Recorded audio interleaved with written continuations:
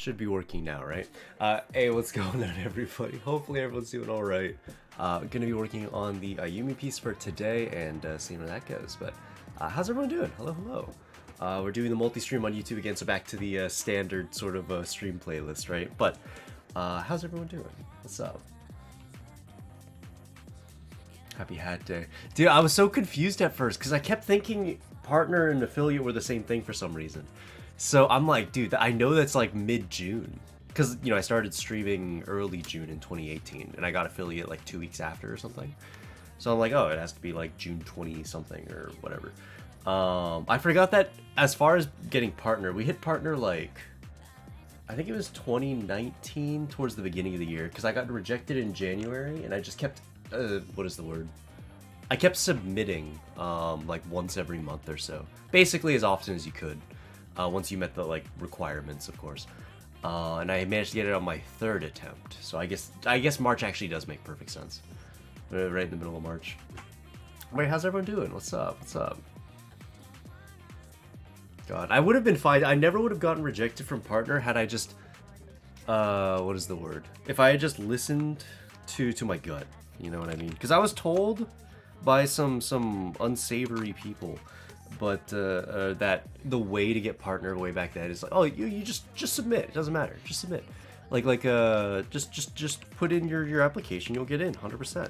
Doesn't matter if you don't meet up the requirements. They don't care. So I believed him. and then I did it, and turns out like, no, you just get rejected when you do that. I think it's only if you're coming from an area where like Twitch isn't that big. I think that was like the one caveat where it's like, yeah, if you come from an area, Twitch isn't super big there. They want more people streaming on that platform, so they're like more willing to do that. But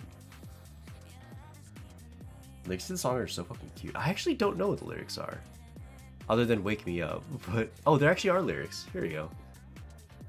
Huh. Oh, this is nice.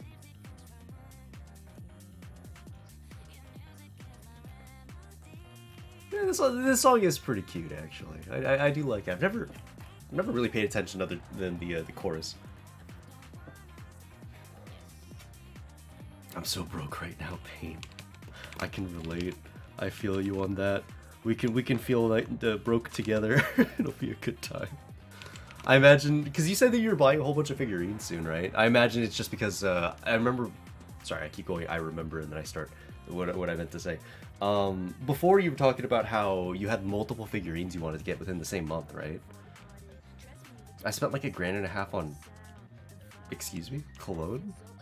You spent $1.5 grand on cologne? Do you mean like you went to? Surely you don't mean cologne that you spray on, right? No. You're talking about some sort of trip you're gonna take to Cologne, right? Right? To Germany? Yes.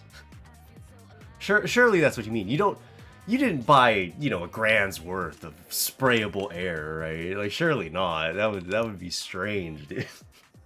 I have a collection of cologne now. Is that a thing that people spend a lot of money for?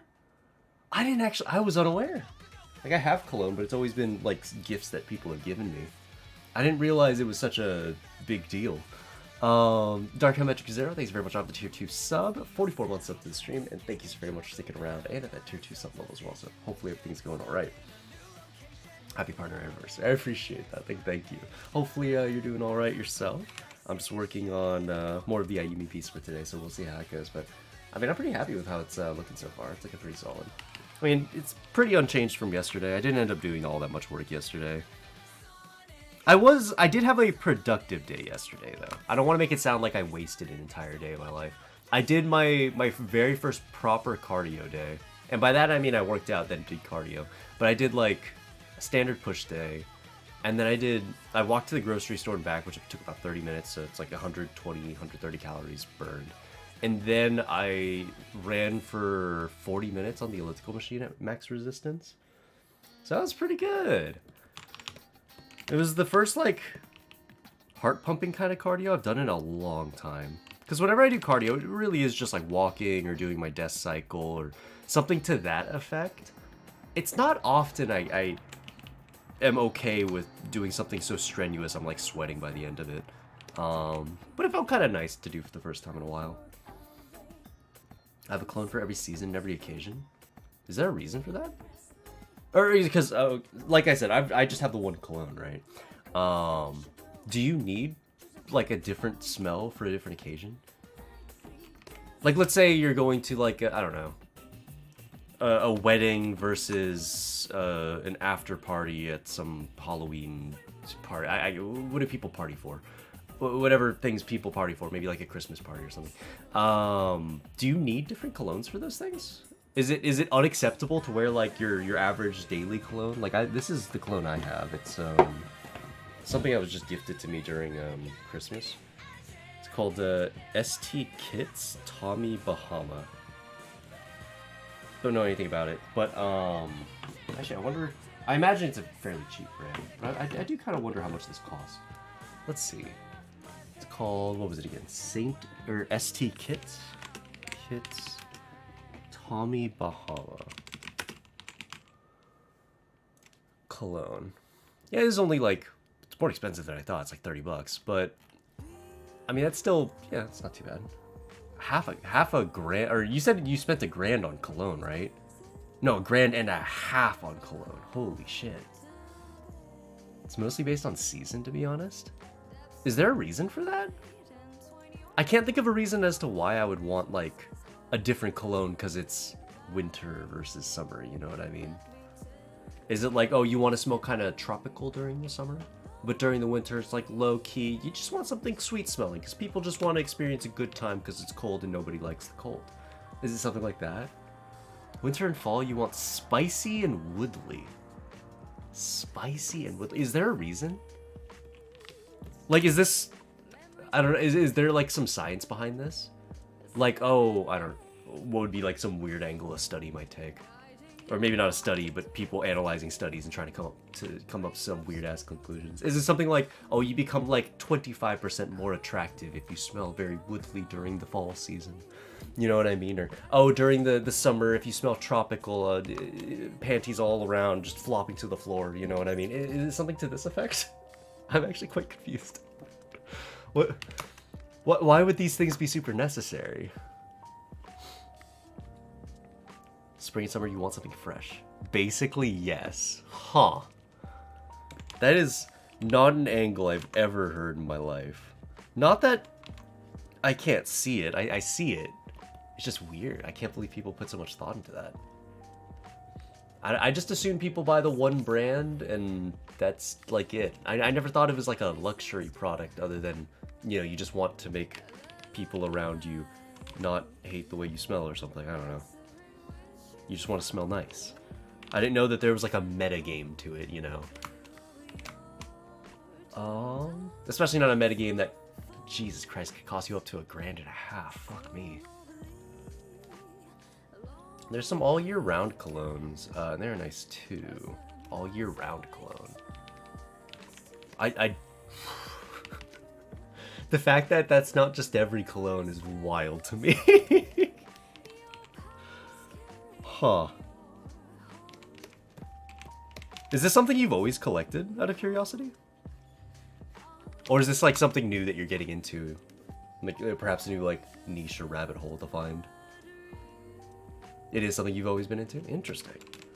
So I imagine it's not that you bought $1.50 all at once, right? It was probably the case that you spent $1.50 over the course of years on cologne.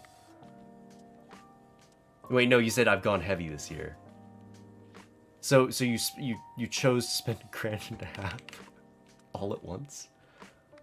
God damn.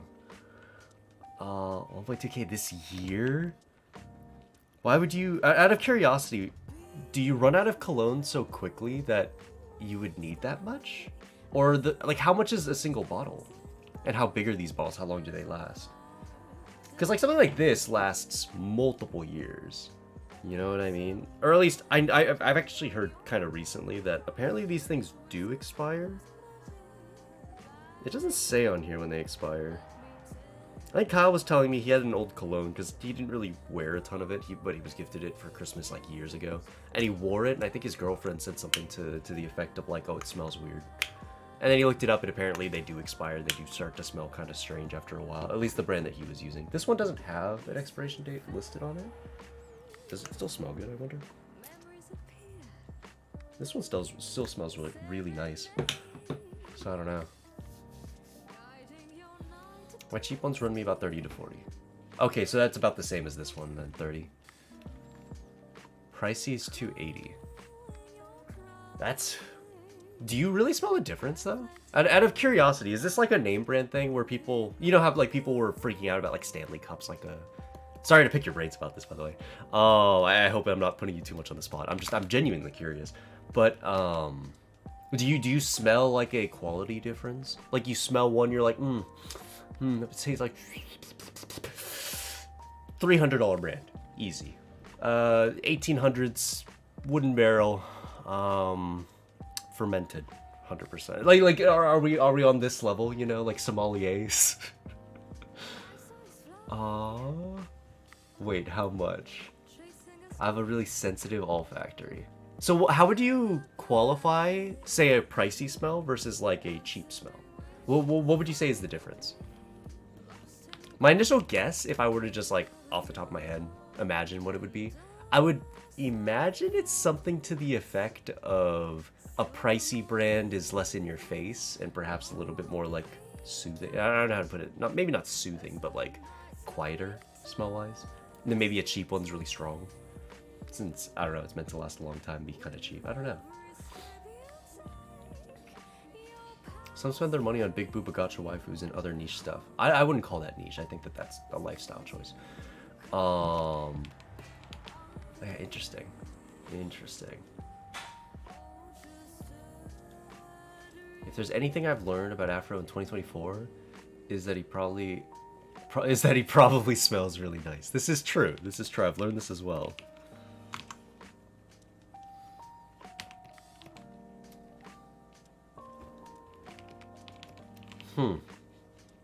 Yeah, this is all news to me. I've known literally nothing about cologne or the different kinds of cologne or why you wear one brand over the next. Interesting.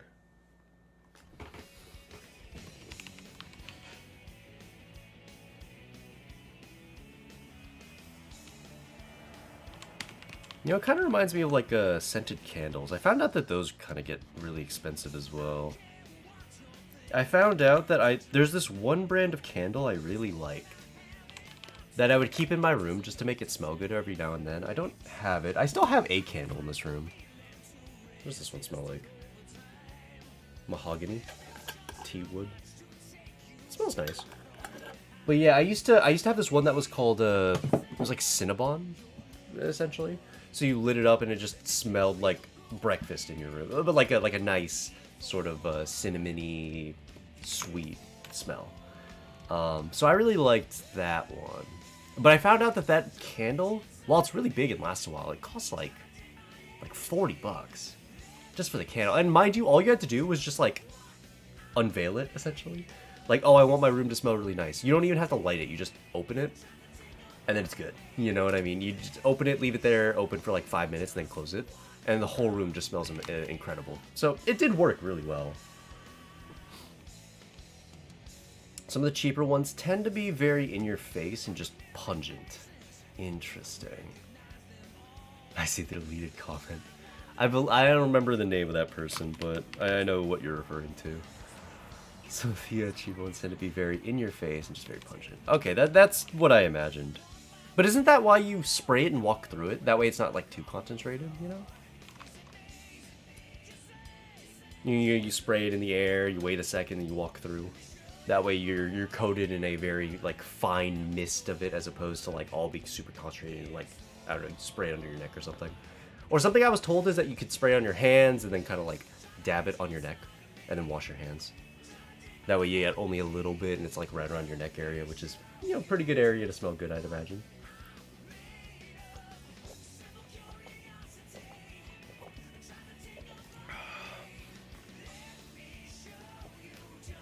Where do I see the verification message on Discord? It'll be messaged to you, but if you don't have your DMs open to random people, you might not see it, because the bot counts as like a random person.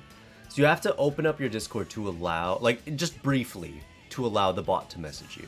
That's all. And then you should be good. From there, it's just a message from the Ataha bot. And it'll ask you, like, hey, do this verification thing, which is, it's literally just a CAPTCHA. And then when you finish the CAPTCHA, you're good.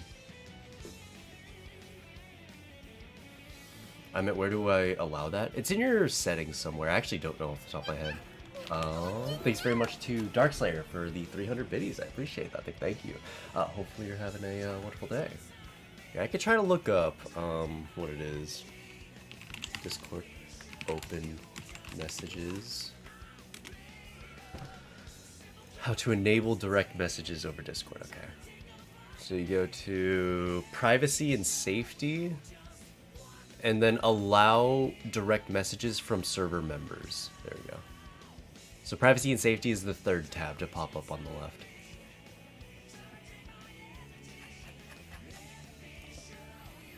Also, by the way, to Darkslayer, how's it going? 300 biddies, a lot to be dropping, of course. And who is that smexy lady? We're still drawing Ayumi right now, and I think it's turning out pretty nicely. I'm pretty happy with this so far. So hopefully we can keep it looking nice, since, like I said, I'm a fan of where we're at with this one. But how goes it? How goes it?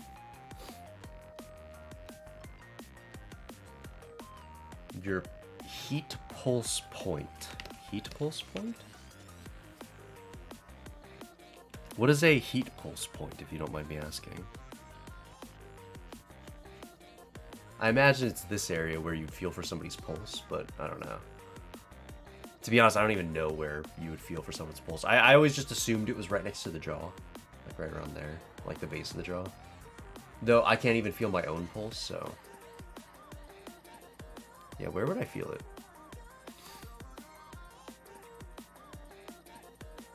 The neck and wrist. Is there a reason, out of curiosity, why those areas? I mean, neck makes a lot of sense to me, in as much as, I don't know, if the reason you're buying the colognes, or it sounds like the reason a lot of people would buy all these various different colognes, is so that they can smell nice, potentially for like a significant other or something. The neck makes sense to me in that regard. Why the wrists?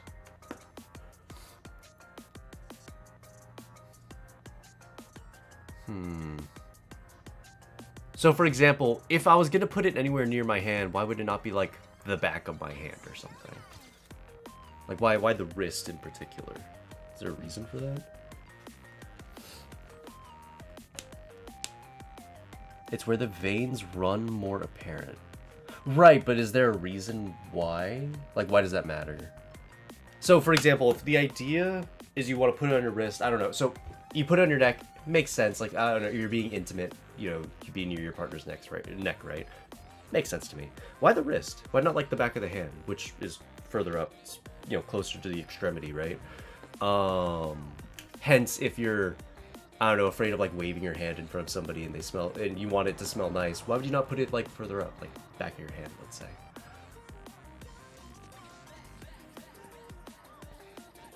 Some runners check the wrist, I imagine, for the pulses.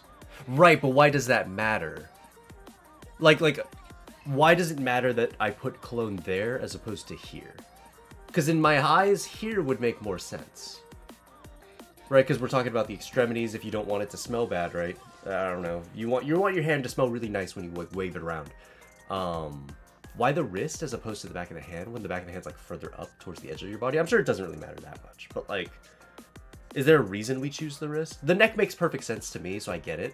Although I don't know why in particular here as opposed to here. I don't know, but yeah, why the wrist?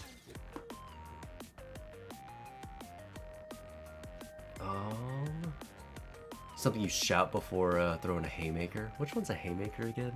It's a wrestling move of some kind, but... More blood vessels, more heat to cause scent? Is that how that works? So, does cologne activate more smell whenever it's heated? Is that how that works? So if you spray it on like a regular surface, the smell will go away.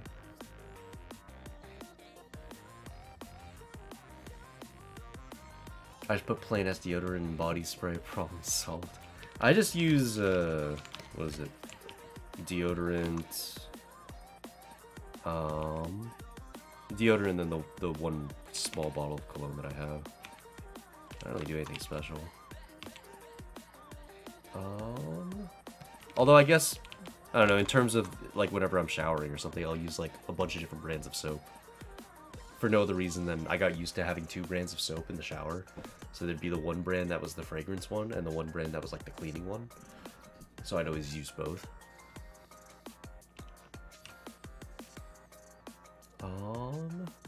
Let's see.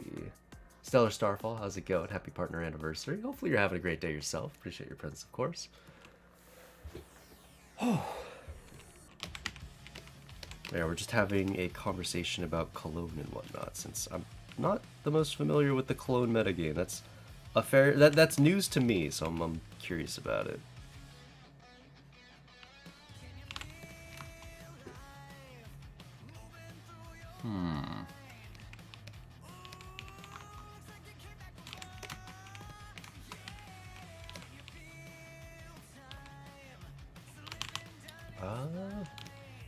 Sounds like a power... Oh, I already read that. In any case, I think we're caught up. How's everyone doing today? I'm not sure if I have asked, if I've asked just yet. All I've really been doing... I mean, I think I mentioned it earlier, but all I really did was just...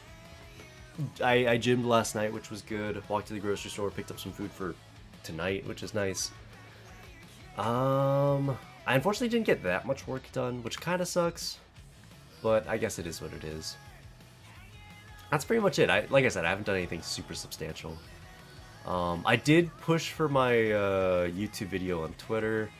Unfortunately, it seems like both the piece and the YouTube video are going to flop, so that's not fun. But, you know, we're doing the best that we can. Just ordered a Denny's burger. That's good, that's good. Denny's actually has some shockingly good burgers. It wasn't until I tried it via Burger Den, the ghost kitchen, that I realized, dude, Denny's burgers kind of slap. They're way better than they have any right to be. Same thing with IHOP. Their burgers, while not the best quality meat or anything, I love the toppings that they throw on there. They have like a jalapeno burger, which is just absolutely delicious. And it's weird just because, you know, you don't expect... Like, whenever I go to IHOP, I'm expecting to get, like, you know, a nice breakfast or something. But yeah, their lunch menu's not bad. I was the boss at my job today, and it sucks. I hate it. I'm not ready. You were the boss at your job today? Sir, were you recently promoted?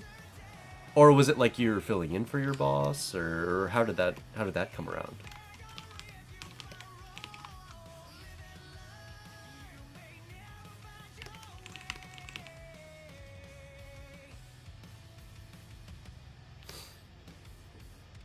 Must have filled in. That's what it sounds like, yeah. Filling in for all three of my bosses. Interesting. Are you getting paid extra for it? I don't know what kind of job it is, but surely they're paying you extra for filling in. Because usually with those jobs, you know, comes a much higher level of, say, scrutiny or higher degree of, like, responsibility. Surely you're getting compensated for that, right?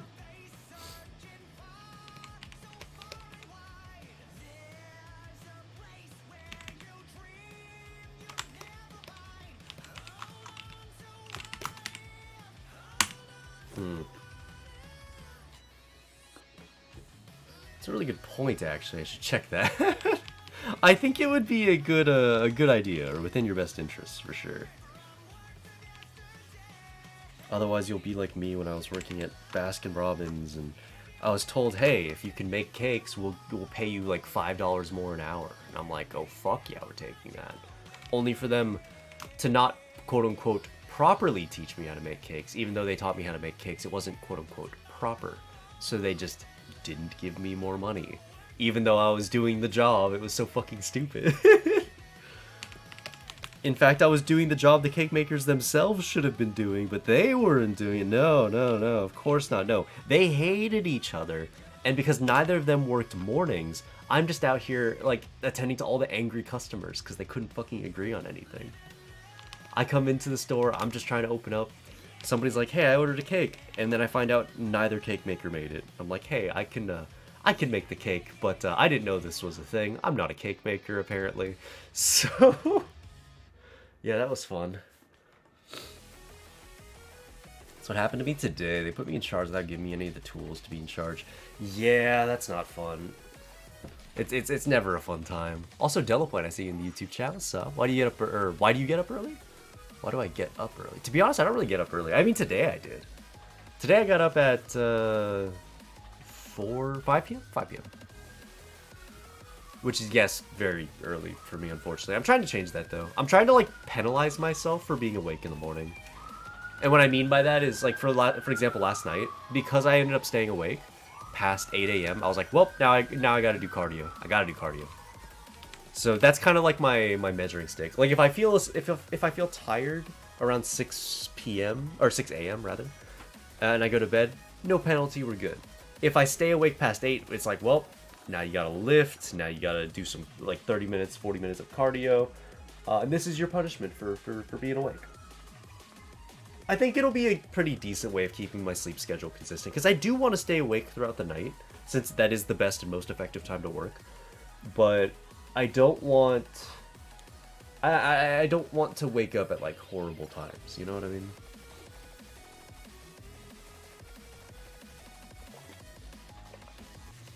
Also, Tef Pokechan and Monster Cat, what's up? Hopefully you guys are doing alright, of course. Hello, hello.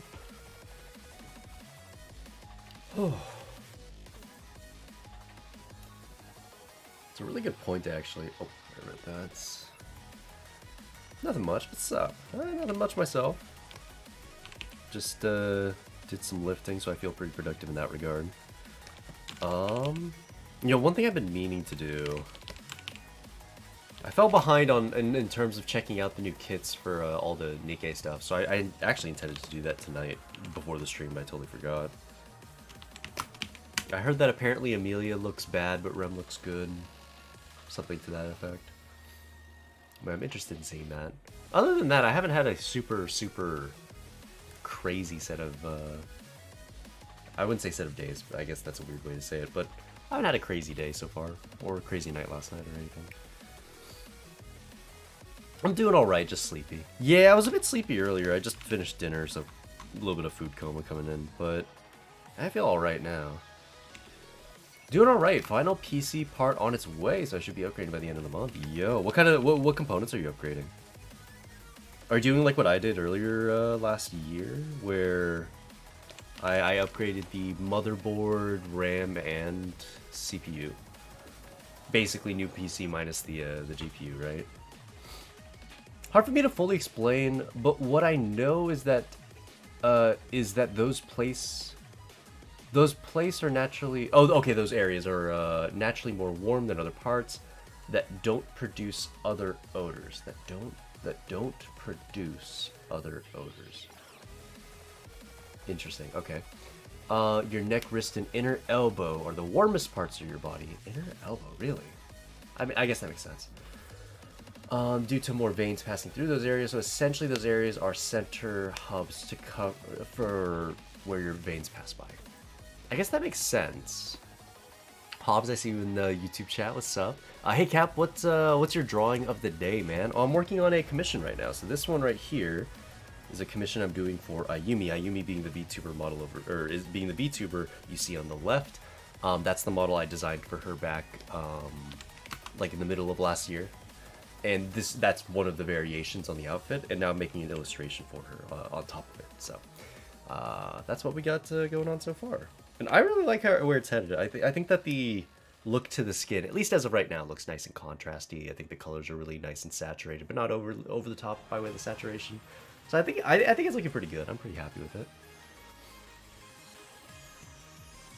Hopefully that makes sense. And took me a second to write that. Hopefully it makes sense since I'm still dying on the inside. No, you're good. You're good. I'm actually curious. Is cologne designed to cologne? Cologne Discord is the first thing that pops up. Cologne scent. How would I say? Heat, maybe. Let's just throw it in there. When it comes to the impact heat can have on your perfume, I guess it's more or less the same thing, right? After you've spritzed yourself, most experts suggest that the molecules of the fragrance are much more likely to evaporate faster from your skin in hot climates. Okay, that's kind of what I assumed had to have been the case. I was wondering if it was anything super crazy, like, oh, you know, cologne is a very particular kind of substance that it releases more scent the more that it's... I couldn't really come up with an angle, but, you know, something that sounds smart. Right. But it's about what I expected. It comes off your skin faster. I was gonna say, like, oh, so does that mean if I put it on my neck in an area that isn't super hot, let's say, does that mean that it would last longer? It seems to be the case, yeah. Like, it lasts longer, but it's not quite as intense, I guess. My rig is about 12 years old and still running. Mine is, up until I upgraded, it was getting pretty old as well. I think most of the components had been in it for like 8 years up until that point, minus the graphics card for 6. Although I haven't even replaced the graphics card, so... You know, graphics cards are going on 7 years now. Everything else is now new and improved, though, since I needed new and improved parts to play Counter-Strike at like a reasonable level, you know. Benny Cosa. Benny Cosa? Let me know if I'm saying that properly. But thank you very much for dropping the follow. Appreciate that. Yeah, looking good so far. Love how you do the shadows. I still need learning when it comes to coloring characters. I mean, if you ever have any questions on how I go about it, I'm always down to, I guess, kind of walk people through that process. Right now, if you want to see the layering for this, because I really like the way the skin looks here so far. Basically what I did is I started with the blush, since that's just easy. You just throw that in there, get a color that's nice and saturated, a little bit more pink than the rest of the skin. And bam, that's the start, right? Maybe we can turn off the hair and the clothing for this piece, or for this at the moment. Then I worked on the shading layer, where I kind of just figured out where I wanted the light source to be. And I did it all predominantly in this color, and then after the fact, I clicked on this button up here, which is called Lock Transparent Pixels, right? So I make sure that I don't draw outside that boundary, and then using an airbrush, right? I just added these like more reddish areas by the fringe, right? Kind of meant to look like subsurface scattering, right?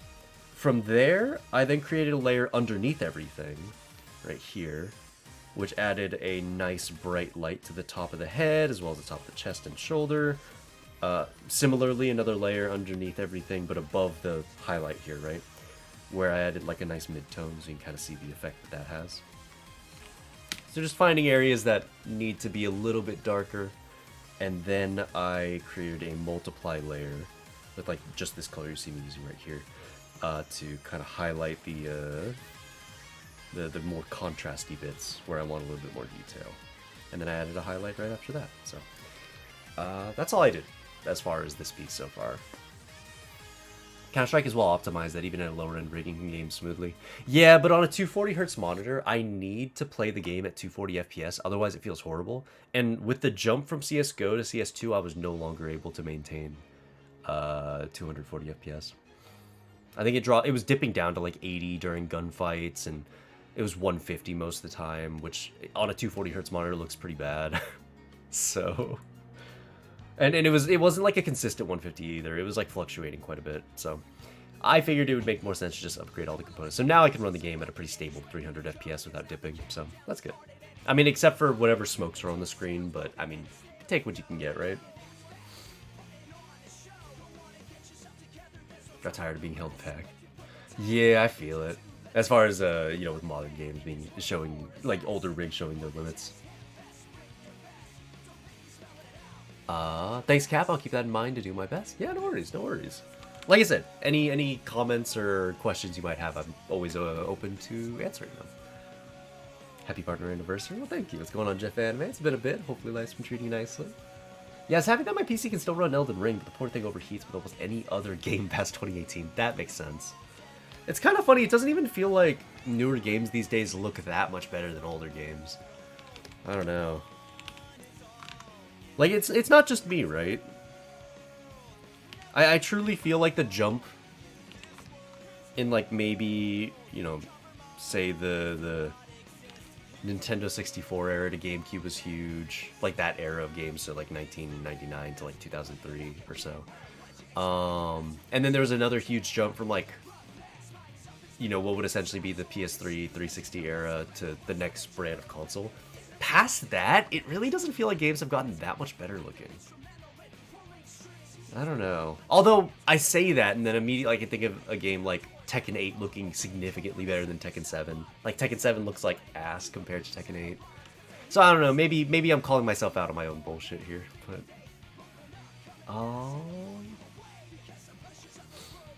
let's see... Green Man, have you seen the comparison between Arkham Knight and Suicide Squad? I have seen that comparison where Arkham Knight just looks better. So there are games like that for sure where I definitely think it's the case. Like, these games just don't look any different. And then I can think of a game like Tekken 7 versus Tekken 8 where it's like, yeah, Tekken 7 doesn't look bad, but Tekken 8 is just leagues beyond Tekken 7 in every regard. And to be fair, it comes with the change in the engine. I don't know, what engine does Tekken 7 run on? 7 engine. Okay, that's what I thought. It was Unreal Engine 4, and then for Tekken 8, it's Unreal Engine 5, and yeah, that jump is pretty substantial, you know? Only thing for the console generation for me is load times, even though it has nothing to do with graphics. I mean, I think that's a big deal. I mean, hell, the song we're listening to right now, right? His World, Sonic 06, that game just had loading screen after loading screen. Each one was pretty long, right? And people hated that aspect of the game, probably more than anything else, right? So I think that loading times are really important. Moore's Law is dead. I remember learning about Moore's Law, but I can't remember it off the top of my head. Was that where we'd like run out of computing power? Is that what Moore's Law was saying?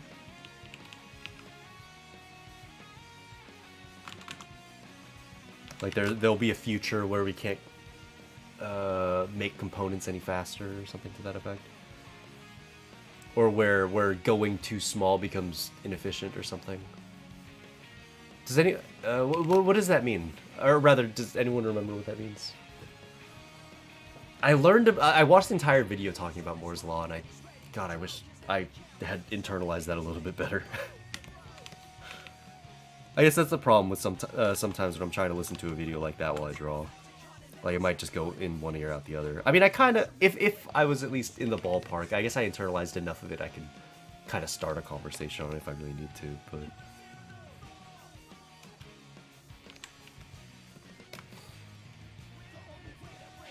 Perfect time to tune in while coloring skin. I'm gonna learn some tips and tricks. Oh, hell yeah. Like I said earlier to Hobbs, if you had any questions, just let me know. I'd be down to answer. I just explained my layering process a moment ago. If you'd missed it, I can re-explain it. Super poor optimization. Yeah, I kind of figured, especially with Ubisoft games. No, you don't understand. With Ubisoft games, they're meant to be played at 12 FPS. You don't understand. They're meant to be played widescreen, vertical black bars, 15, maybe 12 FPS. I think just looks a little bit better. It looks a little bit more cinematic, frankly. You know, if you want your games to just look like you're watching a movie, right? I think you're just gonna have to look towards Ubisoft. They've had it right this whole time. It's not shit optimization. It's a clever and creative choice to make good-looking games that play super well. Who doesn't love a good Ubisoft game, all right?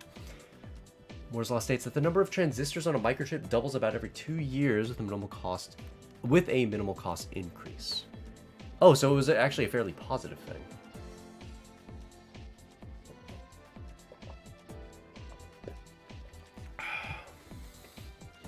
So that would pretty much dictate that humanity would have like an infinite potential to build small, right? More or less. How do I get good in drawing? I got you.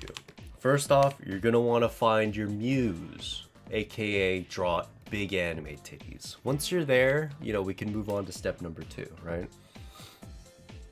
Which is essentially just draw big anime tit. I know. It's a good time.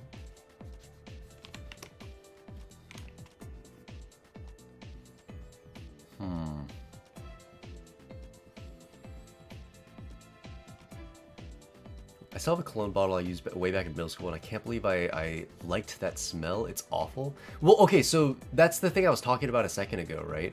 So Kyle had a cologne bottle for years that he had just gotten when he was like, I don't know, middle school or so.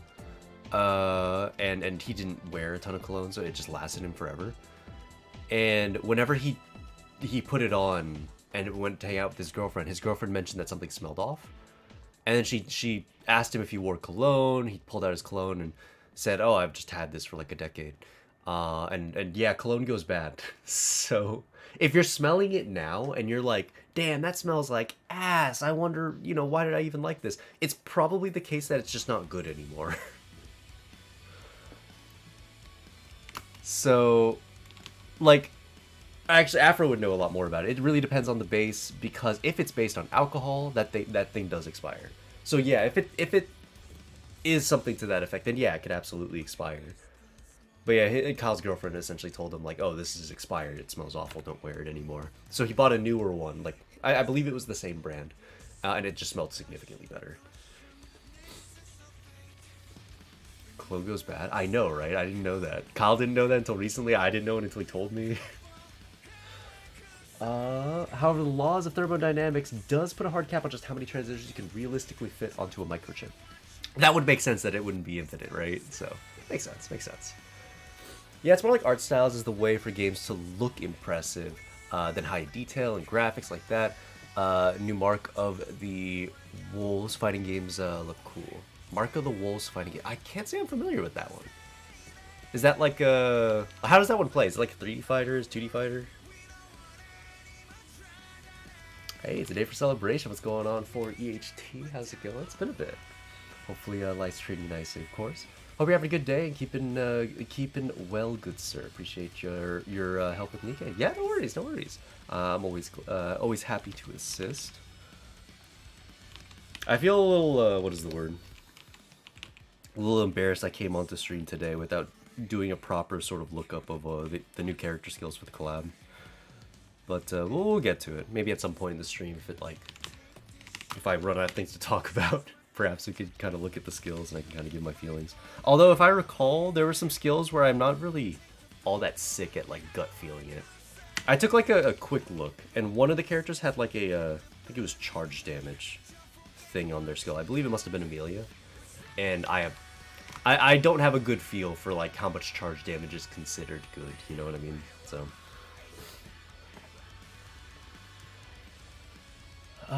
new Fatal Fury game does have good art style. It's traditional fighter from what I've seen. Fatal Fury, interesting. I'm okay with it because I like or rather, I love Fatal Fury. Fair enough, fair enough. Oh, I know.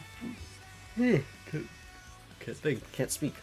Yeah, I know very little about Fatal Fury other than I've seen the name, which I guess isn't gonna get me too far.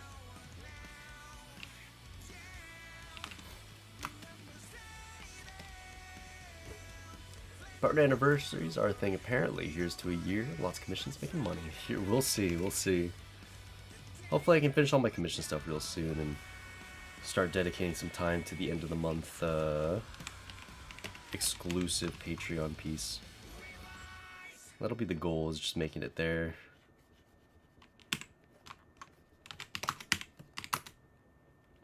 I've come up with a couple of ideas for what I want the exclusive piece to be.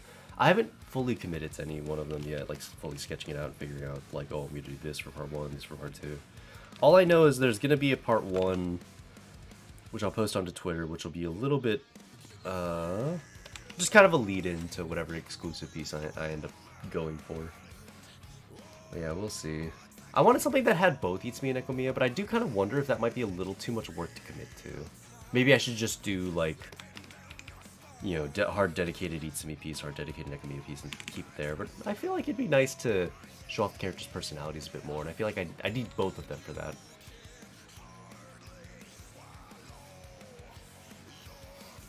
Make sure it doesn't burn you out or too overwhelming. I mean, at this point, I just gotta make things work, you know what I mean? I just gotta go for it. See the ReZero collab preview on Nikkei's channel. I think Rem is gonna be the strongest character in this collab. I can't speak, sorry. I have heard as much. I believe she buffs rocket launchers and heals, right? Something like she gifts healing to the rest of her teammates, and she herself heals for a pretty crazy amount when you consider that she has one of the best guns in the game. So, really good gun. She shares her attack stat, and she shares her healing. It seems pretty crazy. And then she bolsters specifically rocket launchers, so think Black Shadow Scarlet and Amelia in this case. As far as I could tell, and again, I didn't really give a good look to the values, more I just looked at the framework. It did kind of look like Amelia without Rem's going to be awful, but, you know, Rem without Amelia will actually still be a really good unit. Like a genuinely really solid unit. You might want a core 7. So, interesting. That's a very interesting case. That being said, that's not unfamiliar. Like, Tia without Naga is useless, for example. Or Blanc without Noir is useless. That kind of thing, right? Like, those characters require their partners. So is it weird for the... Whereas, sorry, to finish that example. Noir without Blanc is a good character. Naga without Tia is a good character. So it's kind of like that relationship. Amelia requires Rem, but Rem doesn't require Amelia.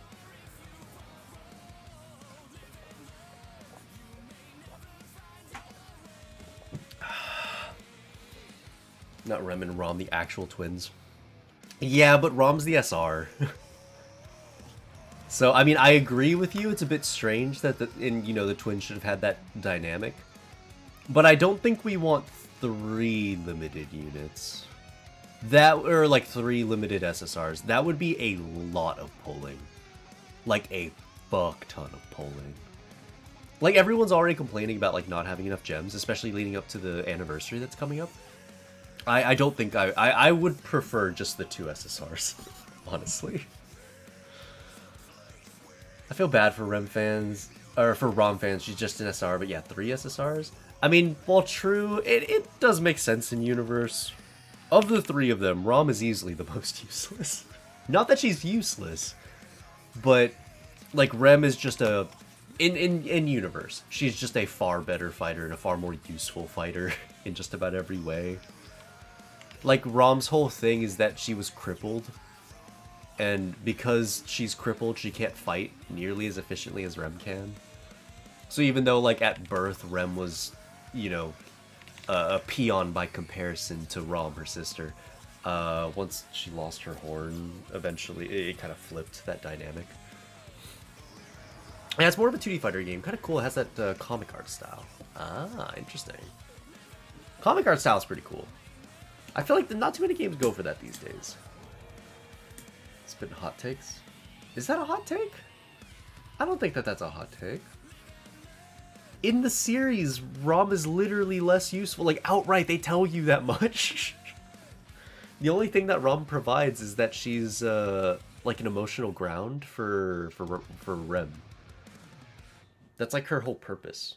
And while she's not completely useless, it's like... What's a good comparison? God, I could just go full spoiler with ReZero's anime. It's been a few years. I guess I'll say like minor spoiler for ReZero Season 2 Part 2. Minor. Right? And it mute for like 30 seconds if you don't want to hear it, right? But, you know, it's kind of like how when Subaru loses his his smoke screen and he gains the unseen hand, his Providence. The Providence is way worse than the smoke screen in just about every single conceivable way. It is far worse. But that's just like, as soon as he gets access to a new tool, it's shitter. Basically, Rem was like the really solid tool, and then, you know, goes away, and then here comes ROM, and, you know, she's just less useful. You know what I'm saying? Do you feel me? She's just a less useful version of her counterpart. Just like how the Providence is a less useful counter to the Gate. Is this manga light novel that I'm referring to? No, it's in the anime. This is slander. It's not slander. I am a big ReZero fan. It makes perfect sense. But yeah, no, that's not a spoil. If you've watched all of the anime, I didn't spoil anything.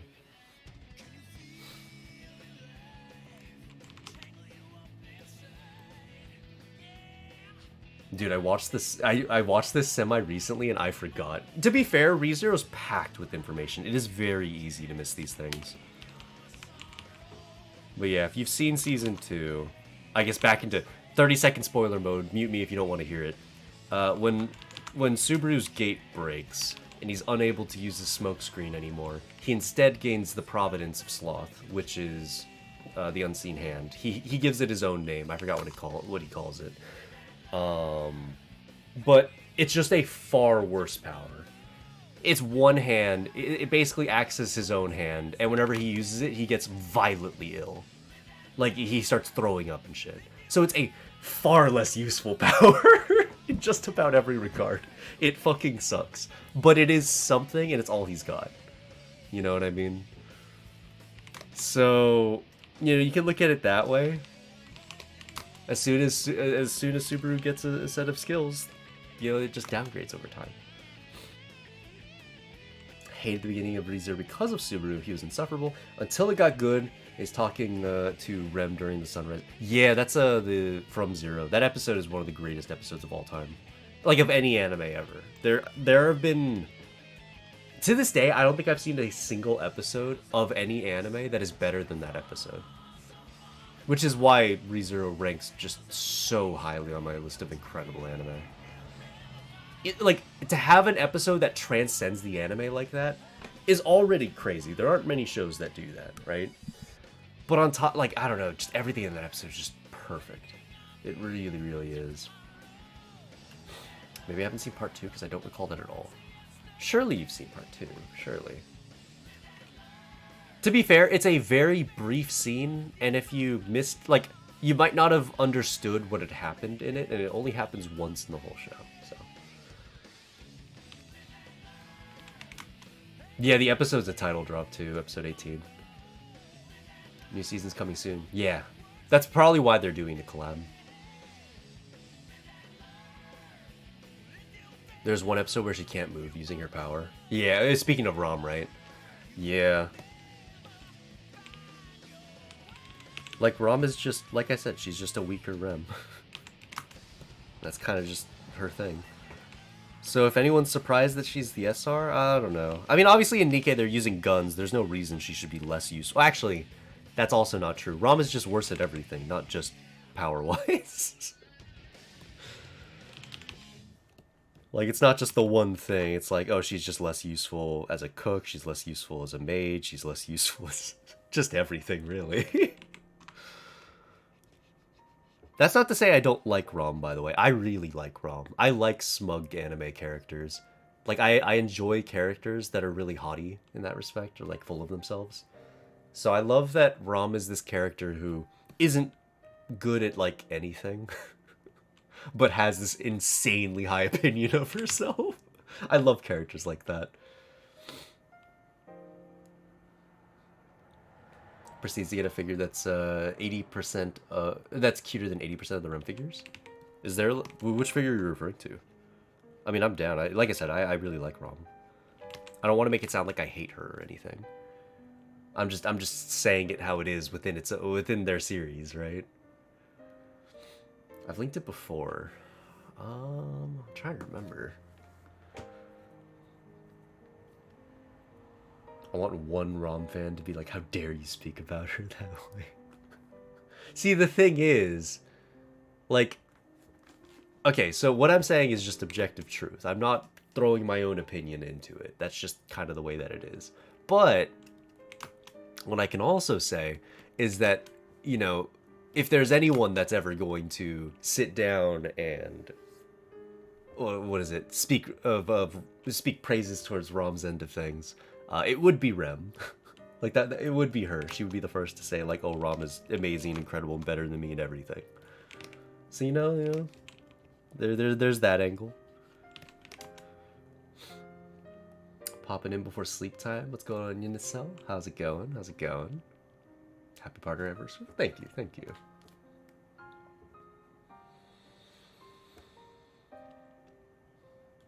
Rem's right, she's better. So true, but I agree, I still like the character. Yeah, I love the character. I really do hope people aren't taking this as like a, oh, I hate everything about the character. You know? Like, oh, I'm shit-talking the character in this way or that way, I must hate them. Like, no, I really like Rom.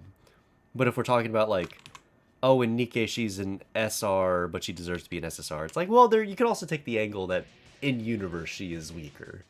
That's her whole thing. You know?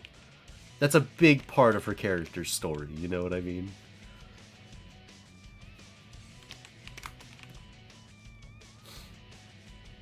Yeah, I'm literally just talking lore. I'm not throwing in my, like, opinion.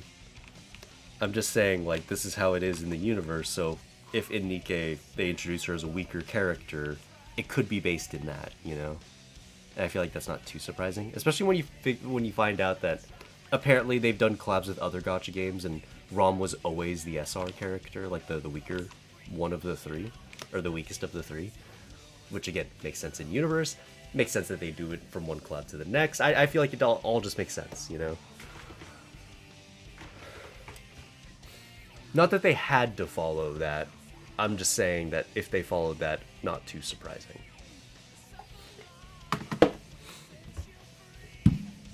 Do you believe I deserve to be an SSR? Why wouldn't you? You're the Mega Fang King. If you were just Fang King, I don't know. Maybe not. As the Mega Fang King, I can't think of like who's greater than the Mega Fang King. I don't know if there is anyone greater. He's already Mega. This one, let me see. Oh yeah, I remember this one. Yeah, this one's cute. I do like it a lot. Man, I should definitely draw a Rem or Rom for the Nikkei collab. I don't think I have the time. As much as it would be a great excuse to draw them. Unless I could do it in a day. If I could just sit down one night and draw Rem and get it fully done, I'd like to. Since I didn't... that was one thing I've always regretted, was not being an artist when ReZero came out. And even though I loved Rem as a character, I loved everything about Rem. Because I was an artist, I didn't draw her. And then she's just never really been in season since. So there's very little excuse to draw her other than I like Rem and I want to draw her years after the fact. You know what I mean? So I feel like right now ReZero's kind of giving... or the ReZero collab is giving me a chance to draw her. Happy partner anniversary. Hey, what's up, Stormy Yan? Hopefully you're having a wonderful day. And thank you for the, would I call it a congratulations in that respect? It kind of is. Thank you for the kind message. How goes it? How goes it? When did you start to draw? 2018. So technically I did art prior to that point, but I was the kind of guy that would look at a picture on Google Images and then just try to copy it one-to-one. So I wasn't really an artist in that respect. And I drew traditionally. I didn't have like a social media presence or anything. I just drew for fun in my notebook during class, and that was like it.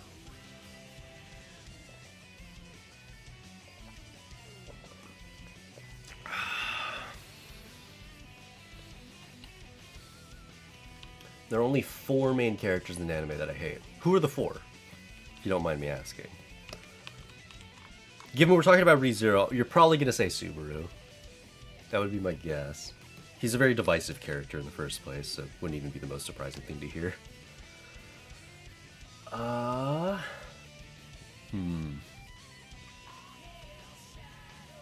keep hearing you should pick a favorite artist to study and focus on that. How do you even choose and remain consistent on studying just that style? That's an interesting question. How do you even choose and remain consistent on studying just that style? I might need to return that question with a question of my own.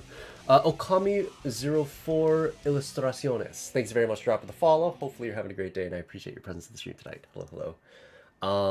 But yeah, to return your question with one of my own, is the implication in your question that it's far too boring to practice just the one style? Am I understanding that right?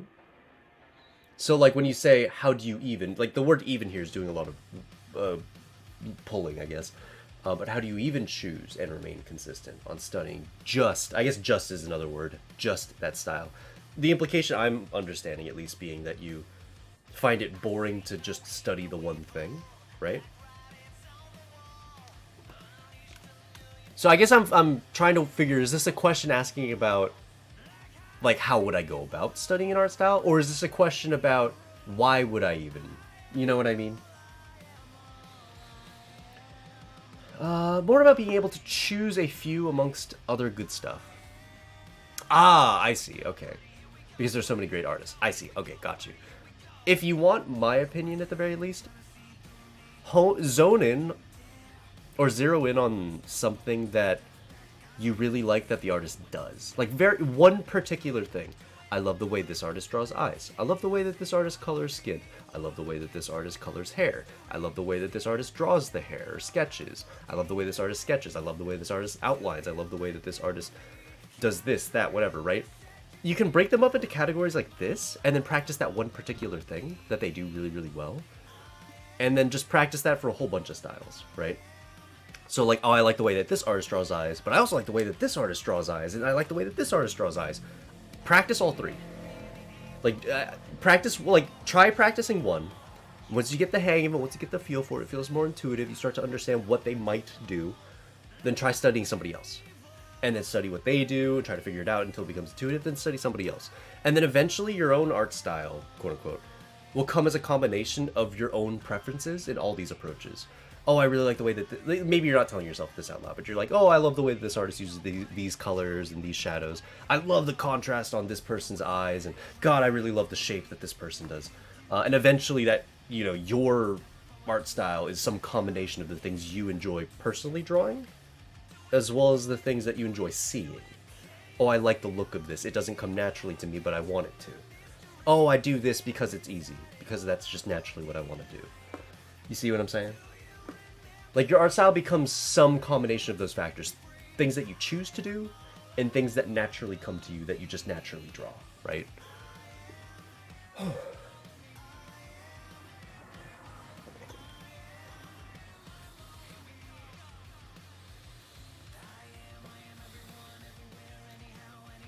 It's not literally just choosing one artist. It can be, if you really like that one artist and that one artist is the best at everything across the board. Then yeah, you could do it that way. You become like a bit of a copycat artist, which has its own ups and downs. Upside, or let's start with downsides. Downside, some copycat artists don't receive a lot of respect. I've known quite a few artist friends who, when they get copycat artists of their art style, they actually get angry. Because to them, it has the energy of like an AI studying their art style and spitting it out in the most uninformed of ways, right? So, you know, you might get a little bit of hate from the original person if they don't find it flattering. Personally, if somebody was, you know, trying to do my thing, if somebody was like, oh, I love Cap's art and I just want to do everything like how he does, and they became like a quote-unquote copycat artist of my style, I feel like that's quite flattering. You know what I mean? Personally, I'd be flattered. I do know some people who wouldn't be quite so flattered in that respect, though. So there's that. But if we're looking at upsides, I mean, whenever you... Let's take this scenario. You love a bunch of different artists, you love this artist, you love that artist, but they have contrasty art styles that don't look good when you mesh them together. I'll take two... Who are two... Okay, here we go. Two wildly different art styles. Do you guys know who Blade is? Draws a lot of chibi girls, very simple, kind of cel-shaded, barely any rendering, really. It's all about the shapes. They're very dynamic and very fluid, lots of bouncy shapes just around the canvas, right? Versus an artist like... Who's opposite of this? Like Frang or someone like Frank Chino. Someone who draws really rendered characters. Huge, like, really tall heads... But other than that, fairly normal proportions. Again, tons of rendering. We're talking literal opposites here. If you like these two artists and you start to study them and you try to mesh them together, it just doesn't really work. Like, oh, I like the way that Frang does hair, but I like the way that Blade does skin. That doesn't work. You know what I mean? Because you're going to have these, like, this beautifully rendered hair and then skin that looks like you put no effort into it. You know what I mean? So...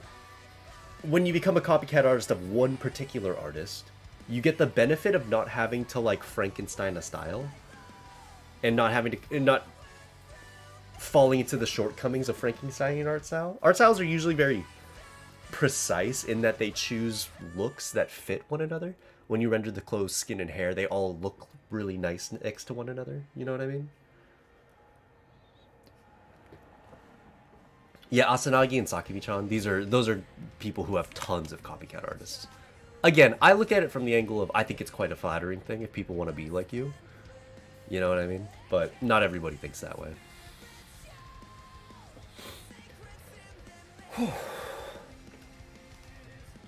One could say a copy cap.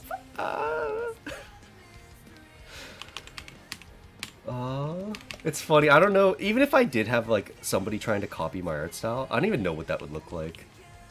I feel like my art style evolves really fast and really frequently.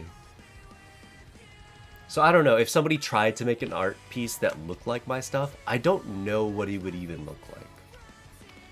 Because my stuff from 2020 looks nothing like my stuff from these days. And my stuff from these days, hell, from piece to piece it looks different. In my own opinion, right? I'm sure that there are people that would disagree with that. But, like, what would the approach look like? I don't know. I think that the general shape of the character would look fairly similar. Like, oh yeah, the characters are short, big heads, shorter necks in general, shorter arms, smaller hands, thinner waist, wider hips. Those are things that I tend to put in my pieces. Cat ears probably as well. But, like, past that, I don't know if all I do is too consistent. I don't think a copycat could evolve, or it could even exist. You evolve fast. That's what I think personally, but I'm sure that there's some people that would maybe disagree. Or maybe they would look at it like, nah, I could totally see what a copycat artist of yours would look like. I do think it's a little telling in a way, though. I went out of just morbid curiosity. I found... What was it? There are those websites where AIs will, like, study people's art styles. And then people, if they're just really unethical, will just, like, post it for other people to see. And again, out of morbid curiosity, I Googled my own name to see, like, Captivate, just to see if it would pop up. And no, it didn't. I think that's a testament.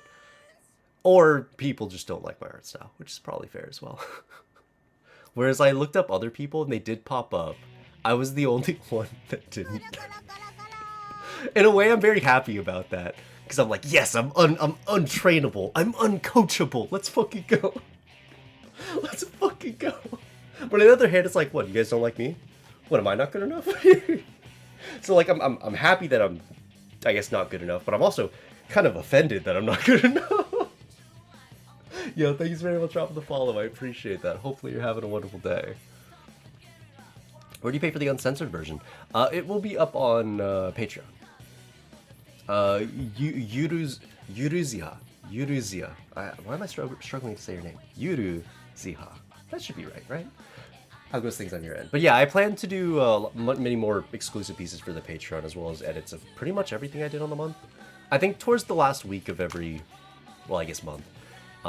Sorry to use a repetitive sentence structure. But I'll dedicate those to just making edits of previous existing pieces if they don't already exist. Because sometimes I finish a piece and I just make the edits right then and there. And then I'll also make exclusive pieces, so from the ground up pieces that won't go up on Twitter. Hey Soul, what's up? Happy partner anniversary. Well, thank you. It's been a little bit. Hopefully life's been treating you nicely. How goes it? Oh, very tired, sorry.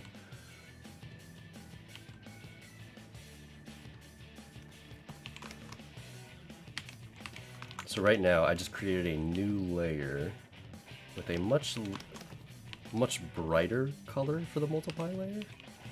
And I'm just, sorry, let me get my words together. I wanted to create gradients in certain areas, like right here. I want to draw the abs on without doing it in this same detailing layer. So I thought it would be easiest to create a new layer with a kind of mid-tony color to it, and then we'll just add the toning as we go, right? Does that make sense? If I was trying to make a video on this, though, I would be very concise about it, or I would think about my words carefully. But you can kind of see how I'm adding the mid-tone via a multiply layer after the fact. So I essentially have two multiply layers, one with these softer gradient shadows, and one with the harsher, more contrasty shadows. And that way I can get two very distinct tones to the shading.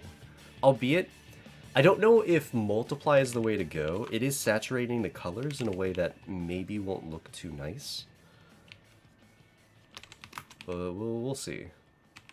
I might need to drop the opacity on this layer pretty substantially as we go. Cap, want to see the progress on my Nonoxa Nazina piece from Call of the Night? I just finished the line art. The hand mentally cooked me. Yeah, sure, I'm down to check it out. It's going all right. Trying to get back into art. Came to see Best Sensei. Well, I appreciate that. Thank you. Hope all is well for you. I'm doing pretty well myself. So hopefully you're having a great day on your own end. We're just chilling. We're vibing. It's been a good time. And yeah, if you ever have any questions, I'm always down to answer. It's nice to see all these people getting back into art as well. I feel like recently that's a fairly common comment that we get on stream. Just like, oh, hey, Cap, it's been a long time, and I want to get back into art. It's like, that's awesome. I'm happy that a lot of people are of this mindset, because I think it's quite positive, and especially in the art space in current day, current year. It just feels nice to see some positivity, you know what I mean?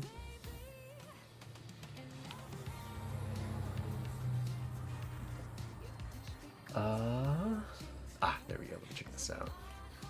I see. She's talking about the hand. Hands are very difficult to draw. So I can see that you're going for a pose that kind of has it at like a crazier angle that'll show off all the fingers and show off the palm at the same time. I think it's looking pretty good. What I will say is the index finger is looking a little small. it looks maybe half the size of the other fingers. So I'd up that pretty significantly, maybe like 30%. Because it should be smaller than the other 2 fingers, but not by too much. I also think the base of the pinky finger and the ring finger should be thicker. It's like wider. If you look at your own fingers, right, they're very thick at the base and kind of thinner at the top. And anime characters even more so. So I would keep that keep that in mind, right? Other than that, though, I think it's looking pretty solid. Very nice.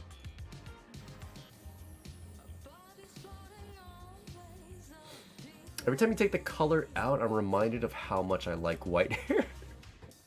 Dude, I do love white hair as well. The reason I take it out is because once you put this render next to these like flat colors, it doesn't quite look as nice. But the second you remove it, it's just like, damn, Cap, the skin looks sick. What the fuck, man? You know what I mean? At least that's my take on it. So whenever I'm working on like shading in one particular part of the canvas, I like to turn off the rest. Until the other parts are rendered, then I like to work on it all at the same time. Because if I work on it one at a time and then I put them all together, sometimes it doesn't look quite as nice as I'd imagine.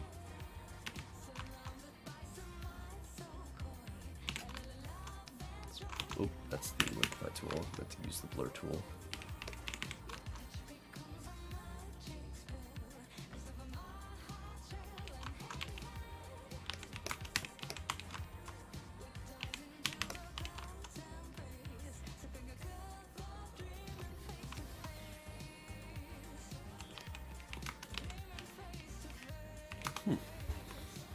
Getting there. Thanks, Cap. Honestly, the feedback helps a lot. I don't know if you remember any of my other pieces, but I definitely feel like I'm growing. Oh, I can see the improvements. I hope it, what is the word? I hope it, I guess I didn't really portray that in what I was saying. I do see the improvements, though, and I do think that you're improving quite quickly, so it's nice to see. I dislike hands. I also dislike drawing hands, since it slows me down tremendously. I think I can do it pretty okay, especially if I have a one-to-one reference, so if I take a picture of my own hand, if that's something I'm capable of doing for whatever pose. That being said, if I want to draw quickly, I definitely omit the hands from the canvas. How many layers do you have for the skin? Some good detail. Not that many, I can show you. So, right, flat skin, right? And in the order in which I drew it, right, I'll put them on the canvas. So I started with the blush layer. Pretty simple, pretty straightforward. And this goes pretty much in the middle. It's the 3rd layer up from 8. 8 layers for the skin. This is the 3rd layer. But I started with it. So this is technically, if you're imagining I'm working on this in real time, right? This is the only layer that exists. I then created a shading layer with just one color, right? So only this color. Ignore that this turns red, I'll explain why. But I just tried to figure out the lighting with this layer, and I tried to have an emphasis on harsher shadows, right? Once that was in place, I hit the lock transparent pixels tool, or button, that's this one up here, which meant that I essentially kept this layer intact, and now we're only working on the areas that I've added to this layer. So, to explain how this layer type works, if you haven't, or this tool works if you haven't seen it, if this is our base layer tone, if I hit lock transparent pixels, I can only draw in the active area. It's very similar to if I created a new clipped layer, but you can do this while clipping a layer. So if I were to draw a picture diagram, you can lock transparent pixels on a layer. So imagine that this is your layer, right? And this is like a lock symbol. So it's like a lock keyhole. This is like, say, layer 2, right? So I can lock transparent pixels on this layer, and then I can like draw on top of it. The benefit to this is if I have layer 2 clipped to layer 1. Because you can't, there aren't 3 layers, you can't go further than that. It's not like I can clip a layer to a clip layer in the same way. If I wanted to work on this as the active area, you don't clip another layer to it. You know what I mean? What you do is you lock transparent pixels. Because if you try to clip another layer, it is also clipped to layer 1, right? So that is the purpose of that tool. So I did that, and then I took an airbrush and I used a redder color, right? That way it kind of gives this subsurface scattering look. From there, I actually went back underneath both layers. So underneath the shade, or underneath the blush and underneath the shading, we created this highlight layer. It's hard to see, but I'll turn it on and off a few times. So essentially I made the top of the shoulders, top of the chest, and top of the forehead brighter with a very soft gradient, right? I then also create a layer just on top of that, so beneath the blush, where I created this mid-tone. And all I really did is I found a layer color that was in between this and our base skin tone, and that's how we got this color. And then I just added it to areas where I wanted to see a little bit more of that softness shine through, right? So top of the chest, sides of the chest, underneath the eyebrow here, and on the arm leading into the clothing, right? I then created the highlights, right? And I did this above the shading layer, so above this layer over here. And then I created this multiply layer, which essentially added contrast, and I used it to define the form a little bit, as well as define areas of high contrast, like, say, the cleavage, armpit, like skin folds on the armpits, underneath the neck, belly button itself.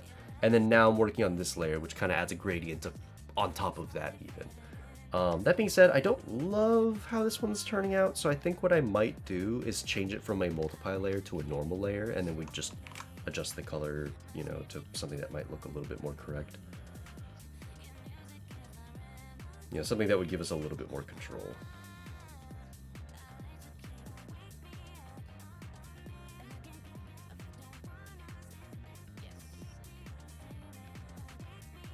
So yeah, I don't actually know how I'll do that, but we'll see.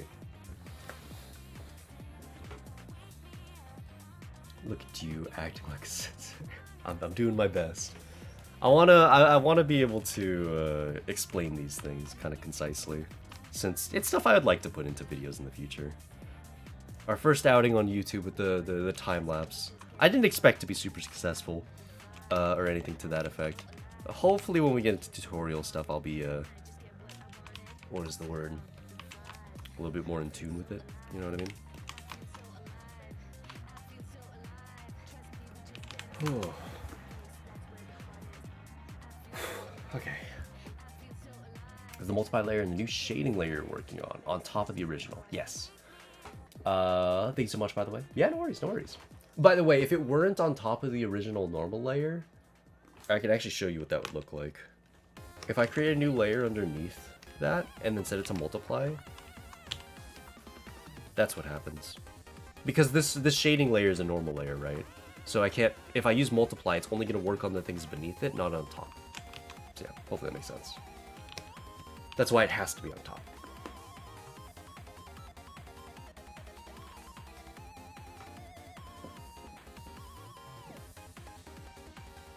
Let's see. I missed what you said in response to my comment. Oh, all I said was that I can see the improvements, and I can see the improvements, and I can see that things are getting better, so it's pretty hype. I think I caught everything.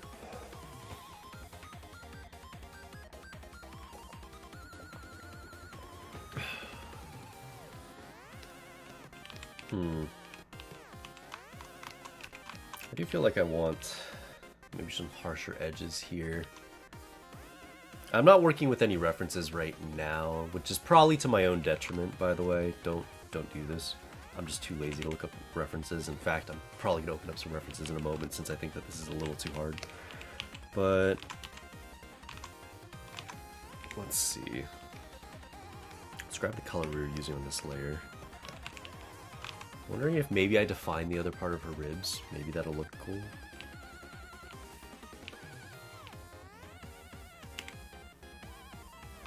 Like I said, though, you should probably pull up references if you're doing this.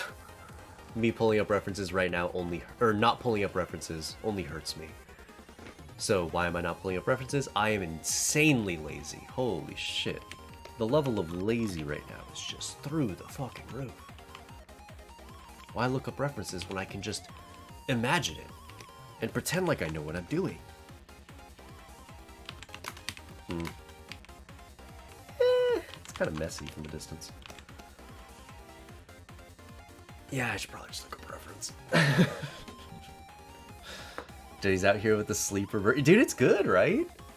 Denny's has shockingly good burgers for, you know, an establishment where people don't really expect that out of them. People see Denny's and they're like, oh, it's gonna be shit because it's Denny's. It's like, no, their burgers, they kind of hit hard. You know, you'd be surprised. Also, that feeling when you open up Donburu and immediately see one of your favorite artists just posted a piece and people are posting it on Donburu now. Oh, KZOG with another just banger of childhood friend Sean. Solid stuff. He literally he must have posted this seconds ago. Oh, minutes. It's been 5 minutes. Posted it 5 minutes ago.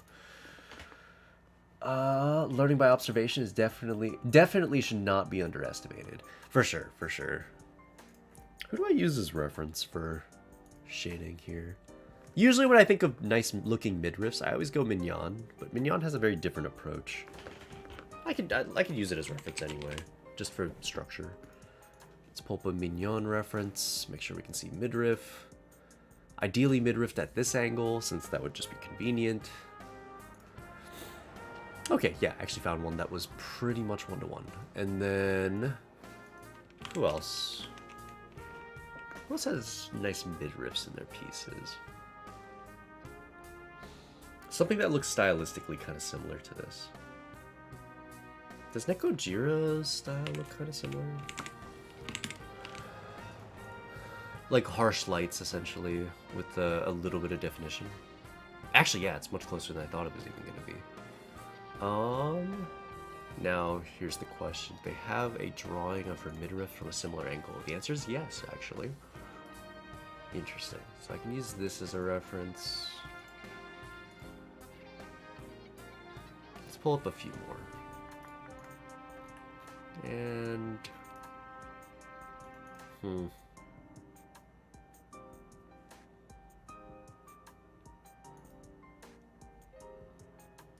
Okay, there we go. 3 references, all right up in front of me. Who else? I really like the way that Frang renders. I think Frang's style is kind of similar. Let's go Frang.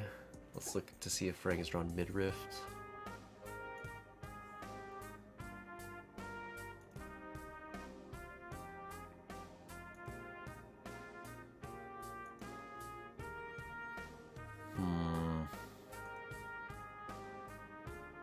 Nothing in particular that I can see right out the gate.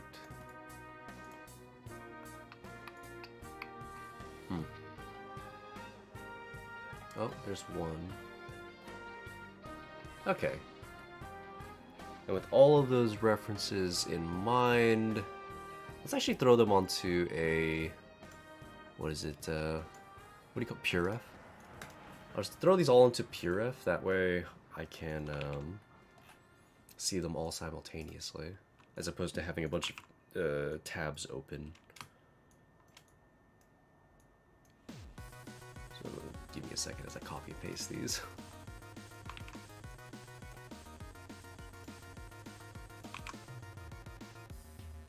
Anyone else that stands out who draws really nice midriffs?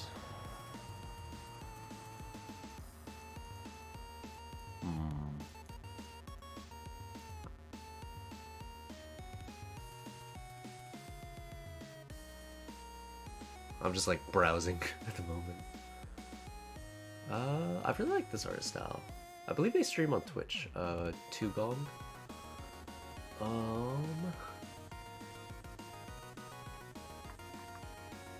don't know if they've drawn any midriffs though.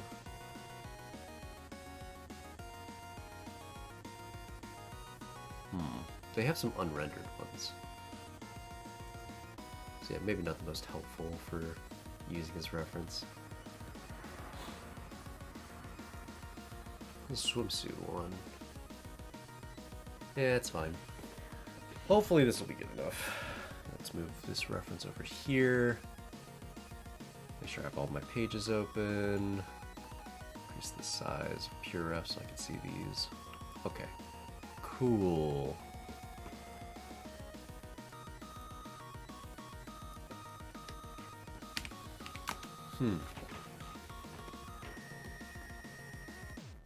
Yeah, one thing I don't love about my approach here is how muddied the color looks.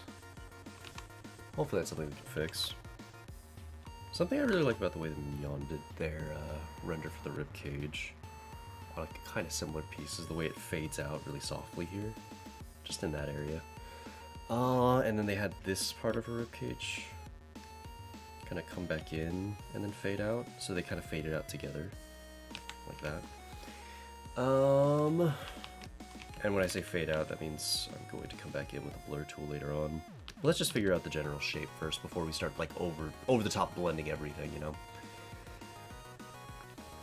Let's also tone this down. I think at a distance it doesn't read super well. God, the patty is so much fucking bigger than I thought. I regret ordering an extra one. I mean, you could save that for later. And then when you want to reheat it, just reheat it in your oven as opposed to like a microwave. Or like an air fryer would work as well.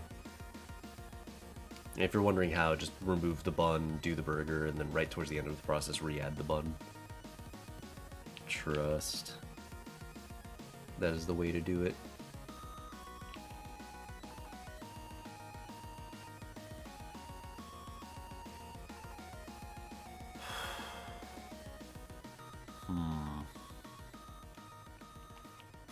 Probably do some definition in the hip. That's actually something I'm seeing across all of these that I totally forgot to do. See, that's why it's good to have reference. Otherwise, I probably would have just straight up forgotten this bit.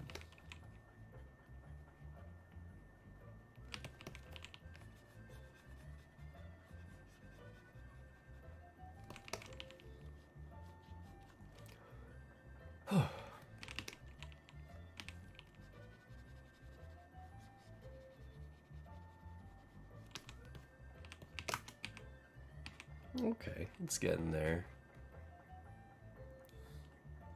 The way you draw Ayumi One-san's tummy got me acting unwise, brother. Not gonna lie, always prestigious. Thank you, thank you. I don't know how to describe it, but Red Hood's theme makes me feel like a strong, independent woman. I mean, who would think otherwise? Under, you know, when listening to that theme, it just hits so hard, you know. It just gives strong and independent woman vibes. First Crow, now Denny's. I love Denny's. Why don't we like Denny's? Oh, okay, I like Denny's, but it's not a place that people look at and go, this is like high dining. So that's kind of the meme about it, you know. So it's not that I dislike Denny's and I'm memeing on them because Denny's is bad. I'm memeing on them because, you know, you don't expect to get high quality food at Denny's. But then they have high quality food, you know. So this is more me saying that Denny's kind of nasty with it, you know, but like in a good way, kind of sick with it, but like in a good way. Know what I'm saying? Nah, I mean.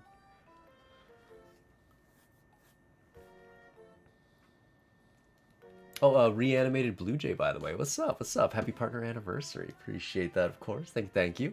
Hopefully you're having a wonderful day yourself. Hey, Cap, do you have any advice on how to draw anime-style head shapes and hair? Did you use a specific reference, or is it more about drawing it over and over? I mean, I definitely referenced how other people did it until I had my own sort of intuitive ideas on how it all goes. My hair rendering tutorial, or my hair drawing, or shaping tutorial, the very first part of the hair tutorial on YouTube from ages ago, is actually still relevant in that case. It's not the best, and the quality of it doesn't look that good, but the advice in it is still solid. Like, I still follow that advice even now. Not all of it, which is why I want to redo it, but general hair shapes, just imagine, like, here's a ribbon, and imagine the shape of a ribbon. So, like, if I wanted to twist this ribbon, I can twist it over itself like this. Right, so it's following that same line, and then imagine that it's got a little bit of thickness to the side, and that's kind of just what the consistency of anime hair is like. Generally, when it comes to these ribbons, imagine at the ends, they kind of curl over. At least for most anime styles, right? They kind of curl over and meet at a point. The bottom is the curliest bit, or not the curliest, but the waviest bit. So it kind of defies gravity the most at the bottom as opposed to in the middle where it's fairly like affected by gravity. Also, when it comes out of the root of the hair of the head, if you think of the anime head, right? If you're imagining your standard anime head, whatever this will look like, obviously I drew a really shitty head quickly, but it kind of defies gravity as it comes out there, right? For obvious reasons. That's how regular hair works as well. So defies gravity the most at the top and bottom, and they are most affected by gravity in the center.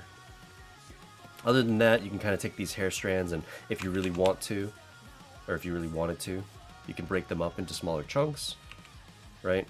So we started with a, let's say a ribbon. We then followed the curving that I was talking about towards the edges, where that's where it curves the most, and we're kind of breaking up into these smaller sort of curvy triangles. We can add like extra strands if we really wanted to. Again, maintaining that they curve the most at the bottom. If you do this approach, the only thing you want to make sure you remember is that with each strand, you're adding more lines. With each line, you add sort of a messiness component to the piece, where it's harder and harder to see what's happening from a distance. So you want to be very mindful about how many of these you draw in, because it'll draw your eye to it, and generally you want your eyes drawn to the character's eyes, not the hair, most of the time. So that's my advice on hair. Essentially, just, you know, that's how the shape is going to go down. You can also, what is it? You can have the hair curve on its multiple times, or curve over on itself multiple times. Usually I do this for the side locks. Side locks being, you know, imagine you have the bangs here, you have the side bangs, and then you have the side locks, right? With the side locks, sometimes I like to have them curve over themselves multiple times. So you can imagine curve over itself, and then over itself, and then over itself, like this. And I think that kind of has like a cool look about it. As for why it might do this, I don't know, like maybe the character's chest is pushing it out of the way. Like let's say this is the character's boobs. The hair would have come down normally or ordinarily, but then all of a sudden, oh, it hits the chest and now it's curving over. So those are reasons why you might have the hair do that. Other than that, as far as the anime head, usually I just start with a circle. Figure out what direction the head is facing in terms of like, you know, if you're thinking of a graph with the XY component to it, like find where the character's facing. If you're imagining this is the head from the top down, right? So I always try to find where the head is facing. From there, I find the eye line, draw the sides of the head, leading down to the jaw, add the ears, add the back of the head, and then I kind of adjust it from there. If I want the anime girl to look cuter, have these lines come in pretty sharply, or the sides of the head come down pretty sharply, have the jaw not be quite so tall. You know what I'm saying? So you make a shorter jawline. You curve it up to the side of the head, as opposed to having it have this like very vertical transition. You just curve it up slightly, right? And have this kind of lead to the back of the head. And then from the eye line, I like to draw the eyes just beneath it to get like a cutesy sort of look.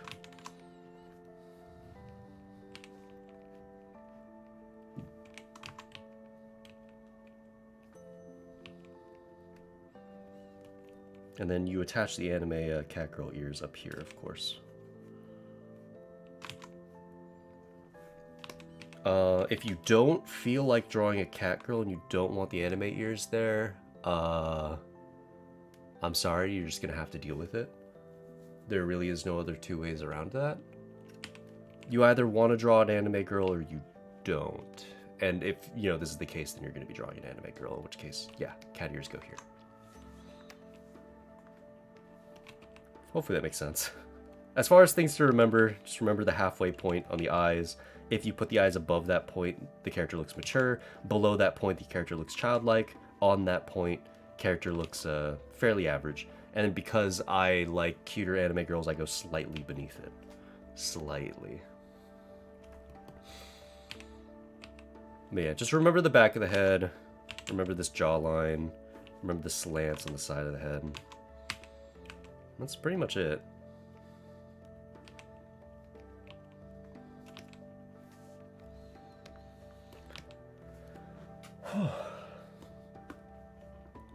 One of the quotes of all time. I mean, that's just kind of the way that it goes, though, right? Are you really drawing anime if you're not drawing cat ears? I would posit that no, you're not. You're not drawing an anime girl if there are no cat ears.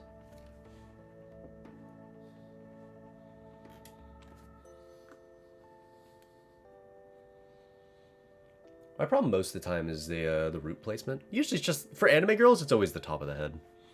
In real life, obviously, like everyone's hair grows from behind them, or from behind their head, like towards the top. But in anime, it's always like the direct top. As for why, I don't know. That's just kind of the anatomy of an anime girl and how it differs from real life anatomy, I guess.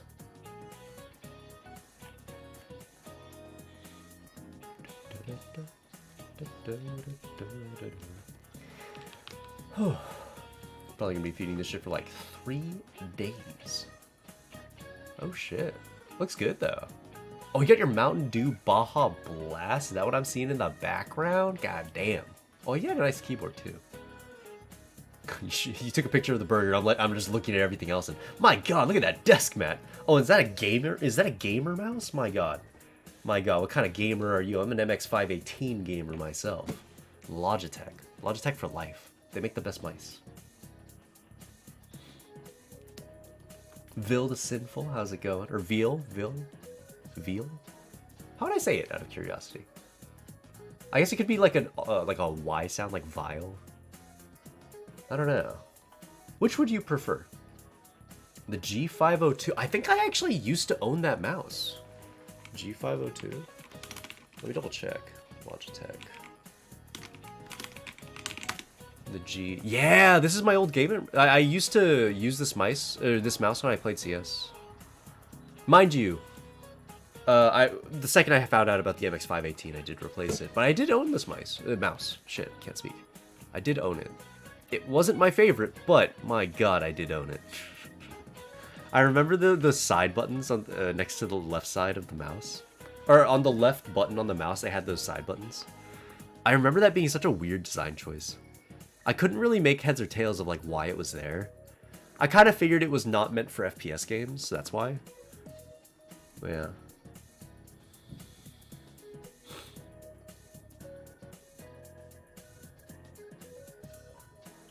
Canned Baja Blast at that. Yeah, some high quality.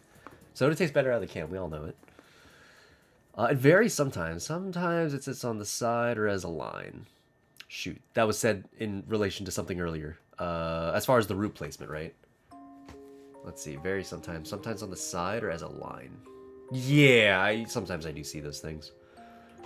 It's vile, but I'm fine with how people pronounce it. I could say vile. So I came up, that was my final guess, right? Was vile. Interesting. I can make that adjustment though if you want me to call you vile. What's up? What's up? How goes life?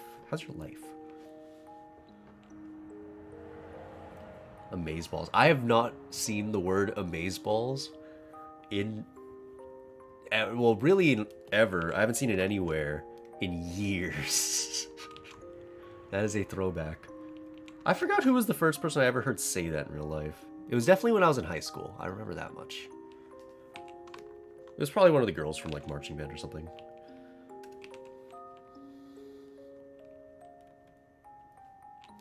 Oh yeah, I forgot that was a term. Bringing it back, I see. Kinda in the mood for some Baskin Robbins. Any unusual flavor combos you'd recommend? If you want to be a prick, have them get the wild and reckless, but don't get the purple. Like, hey, can I have a wild and reckless? But can you do me a favor and can you scoop it without the purple if that's possible? Thanks. So just the blue and green bits, yeah. So if you want it to be a prick and make their life really hard, dude, it tastes so good. The worst part of the wild and reckless is the purple bit, funnily enough. Without it, it tastes like candy. Like, it is just straight up candy. So I remember before I opened up a thing of wild and reckless while I was there. And when I opened up the jug, I saw that the top was just blue and green. And I was like, yo. So I made myself a freeze, which is essentially you take a can of Sprite, put that in the blender, you take a couple scoops of ice cream, put that in, and then you blend it all together and you get a freeze. I made myself a freeze of that, and that was one of the greatest things I'd ever had. That's vicious. It's so good, though. If you wanted to do that on a smaller scale, tell them to get you a sample, but only of the green and blue. That's much easier. You're not making their life a living hell if you do that. So don't feel bad if you want to do that instead. I remember I'd always recommend that to people. So, you know, that's something that didn't bother me at all. But somebody would ask, like, what are some cool flavors? And I was like, oh, do you like sherbet? And they're like, yeah, I like sherbet. It's like, yo, check this out. If you only get these two flavors, taste it. And every time they came back, like, whoa, that's really good. I'm like, I know. The purple ruins it. Is it sweet or sour? Sweet. Sweet more than sour. Hideyoshi, thanks very much for... Or is it Hideyoshi? Hideyoshi? Thanks very much for dropping the follow. Hopefully you're having a great day. Let me know which one's correct, Hide or Hide. I'm assuming Hideyoshi, but... How is it? How good is it? Whenever I think of Hideyoshi, I think of the character from Baka and Test. Where Hideyoshi had its own designated restroom, of course. His own designated baths. Truly an employee of the people. Outstanding. I'll give it a go. I'll decide for myself from my chair. Yeah, no worries. If you like it, let me know. Other than that, I mean, you can't go wrong with some of the standard flavors. Oreo, vanilla even. Like, they're all good. If they have Mom's Making Cookies, that was a flavor that was always popular when I worked there.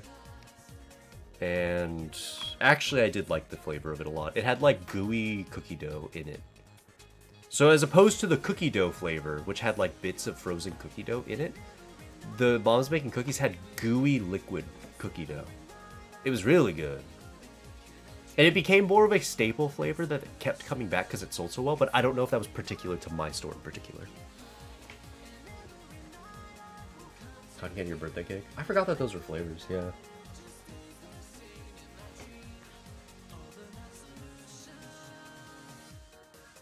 Hideyoshi. Okay, so without the H sound, right? So just Hideyoshi? Hideyoshi? Let me know if I'm saying that properly. I'll do my best, of course. But how good is it?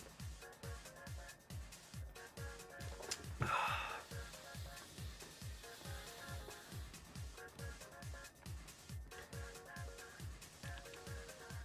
trying to think of like other flavor combinations.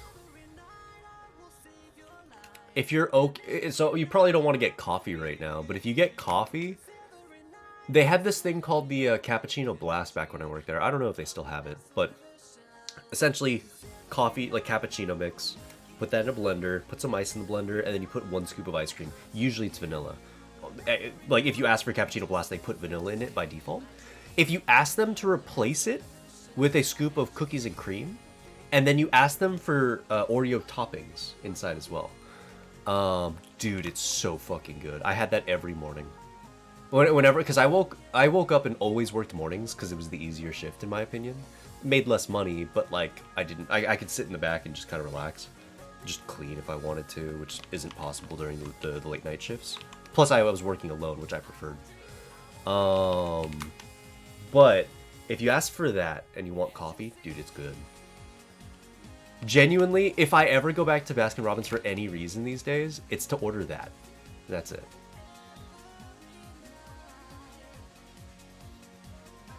Wait, okay, I need to know something because I've been craving this one flavor for years and people say I'm crazy for thinking it exists. I can let you know if it exists. There's this one flavor I haven't seen for a long time. I don't know how long. It's like a rainbow ice cream. It's called Rainbow. Yeah, Rainbow Sherbet. And it's good. It tasted like cotton candy. There is Rainbow Sherbet. As far as it was good and tasted like cotton candy. You said Cappuccino Blast? I did say Cappuccino Blast. So you order a Cappuccino Blast, replace the vanilla ice cream with Oreo cookies and cream, and then ask them for Oreo topping. And if you want to get real fucking crazy with it, ask for a pump of caramel sauce. It's so good. It's so good. Like I said, I got that every single morning. I woke up and it was just the start. It was the perfect start to my day. I always got myself like a medium one. I just kept that in the back in the walk-in freezer. So whenever I wasn't drinking it, it wouldn't melt. And yeah, so as far as rainbow, there's a rainbow sherbet. It doesn't taste like cotton candy, what I will say. It's only rainbow sherbet. I was like it was full rainbow ice cream. It was hell sweet, unlike rainbow sherbet. So what I'll say is when I work there, I didn't ever see a flavor like that. But that's not that crazy. The thing about Baskin Robbins is, you know how Baskin Robbins, the B is like a 31? So you have 31 flavors in the store. Your 32nd flavor is always the flavor of the month. And the flavor of the month is like what the cooks have cooked up in the kitchen, you know what I mean? Like, it's that new flavor. And it's always unique. There were some flavors that I saw never come back because of that, because, you know, they were just trying to see what flavors were good. And the good ones would stick around, like Mom's Making Cookies was a flavor of the month that did really, really well, and eventually the stores were able to just order it at any point in time. So for us, it sold super fucking well. It was easily the second best-selling flavor in the store, minus mint chocolate chip, which is always the #1 bestseller, which sucks since it's bad. But, you know, apparently that's a hot take, since that's just the most popular flavor of ice cream, easily. It's not even close. What was I saying? Oh, right. So there are a ton of flavors that they would bring in, and they would never come back. So as far as, did rainbow ice cream exist? I could see it. Like, I could see that existing. That doesn't sound too wild or out there. And maybe it just wasn't there when I worked there. But it was one of those things that existed. Maybe it didn't sell super well, and they never brought it back. So it's possible.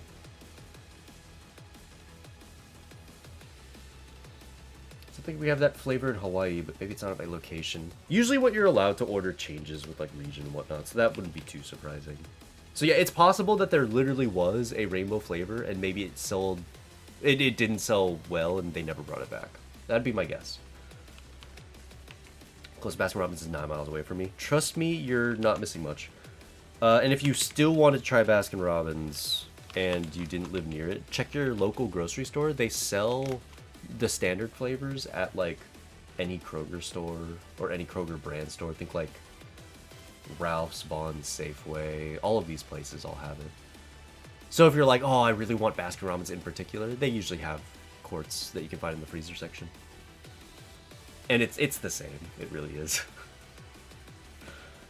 It's just, you know, it's more expensive, but if you don't have a Baskin Robbins near you, I mean, why not, right? And then if you're like, oh, but I really wanted to try the cappuccino blast. Trust, if you have a blender, you can make it, don't worry. If you're wondering how much do I put of each individual ingredient, for a medium, like, 16-ounce drink, 1 8-ounce scoop of ice cream, so just think of your standard scoop of ice cream if you ordered from any place, that's about 8 ounces. So get an 8-ounce scoop of ice cream, get, as far as the cappuccino mix, that literally is just coffee. Like, it's unsweetened coffee. Because your sweetener is the ice cream. And then about a cup's worth of ice. So just cup's worth of ice, put that in the blender, take about, yeah, it was 8 ounces. 8 ounces of coffee mix. So just, it's literally a cup of coffee. Unsweetened black coffee. And then throw in your, what was it? Then throw in your ice cream, and then throw in your toppings. So in the case of what I was recommending to you, just buy like a thing of Oreos, throw like 3 Oreos in there, get like a little thing of caramel syrup, throw that in there, and that's it. That's all you need to do. It's the same thing. Oh, wait. Sorry. For the cup of coffee, it's half milk. So 4 ounces of coffee, 4 ounces of 2% reduced fat milk. But it doesn't really, just throw whatever milk you like. You know what I mean? So you could probably go for full fat, or if you're like me, you can get Carb Master. Just anything. So yeah, super easy to make as long as you have a blender. And trust me, it is absolutely worth it. I have a blender, but unfortunately, it's kind of a pain to get out and use, so I don't ever make this. But if I could make it daily, I absolutely would. Or if I could make it daily and it not have it be like a chore, I would do it. I remember the full recipe. Dude, I haven't worked at Baskin Robbins in 6 years, and I still remember it because I ordered it every single day. every single day. I also work so often I had to refill the stuff myself, so I remember what was in it. That being said, their cappuccino mix wasn't the same as black coffee, but if you ever tried to drink it on its own, it tasted so similar. So, like, it's not going to be exact, but it's about as close as you can get. I do remember mixing it. It was like 50% milk, 50% that, and then you put it in, like, this container that we throw in the refrigerator. But yeah, it was literally all you had to do. At the same time, I probably last had Baskin Robbins. It's been a bit for the both of us then. Oh, you know what? I totally didn't have my YouTube chat up. Oh, okay, looks like good still. Chilling. Ad scared the shit out of me. Apologies. I didn't choose to do the ad. It just played on its own. What was I? Yes, I was working on that. Was there anything else I wanted to do on this layer before we move on to a different layer? Because I still think I want to work on the skin here, because I don't think it looks as good as it could look, but I don't know what else I want to do.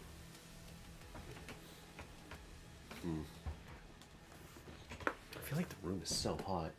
Hold on, I'm gonna see if I can cool down the room really fast. I'm gonna turn on the fan. I'm gonna open the door, and then I'll just walk around for a little bit. It feels like the room's like 90 degrees. It's way hotter than it should be.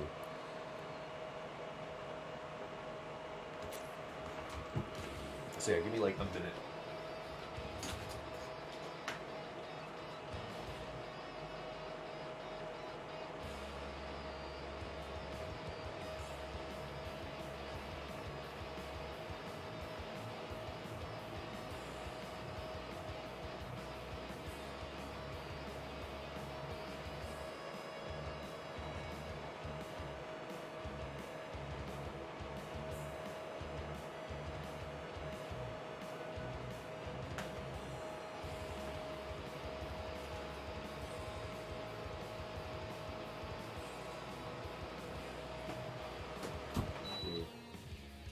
Might not be the best route to do this. Let me do this instead. I didn't realize how late it was getting, so I don't want to leave my door open. Air conditioner on because it's just going to be super loud.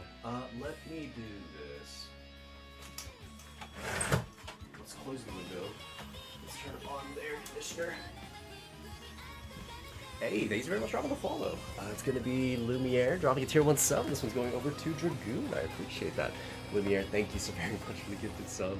I'm sure you already have heard me say it, but it means a lot, and it genuinely does help, so thank you so very much for supporting the stream, and I do hope that everything's going alright for you. Fan ASMR bog. Now we get air conditioner ASMR. Well, yeah, my goal was to have the fan push air from in the room out of the room, and then because I had my window open, it would pull air from outside in, and then that would cool down the room, because it's cold outside right now at 56 degrees.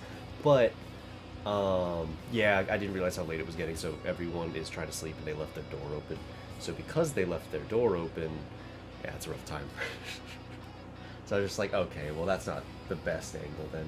So instead I figured might as well, like we already got the air circulating in from outside a little bit, which means we got fresh air in the room and now we're just cooling down the air. Which is fine. Is my view loop registering now, by the way? I've been playing it since the stream started.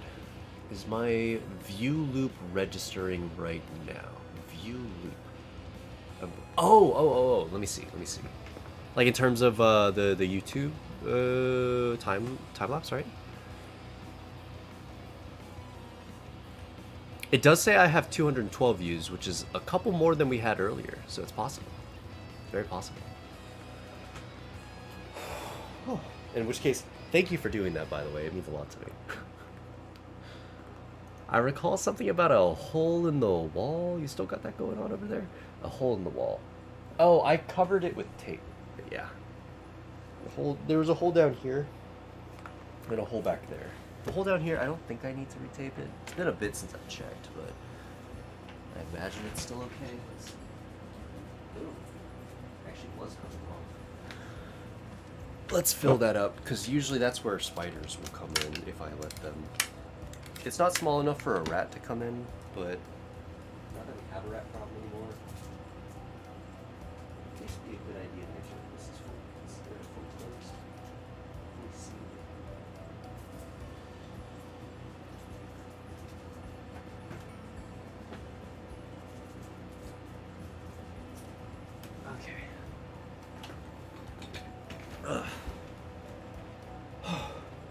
But yeah, so we had one hole in the wall, which is where years ago on stream. I don't know if you guys remember this. Back when I had the bunk bed, and I was like in the room alone that night. What was it? Actually, this is when I had my room to myself, but I just had the bunk bed. I didn't have my own bed that I bought since then. But I remember I was drawing, and something on my desk fell down, and I'm like, that's weird. And I kept drawing and streaming like nothing was wrong, because I didn't know anything was wrong. And then something else fell off the desk, and I'm like, man, that's weird.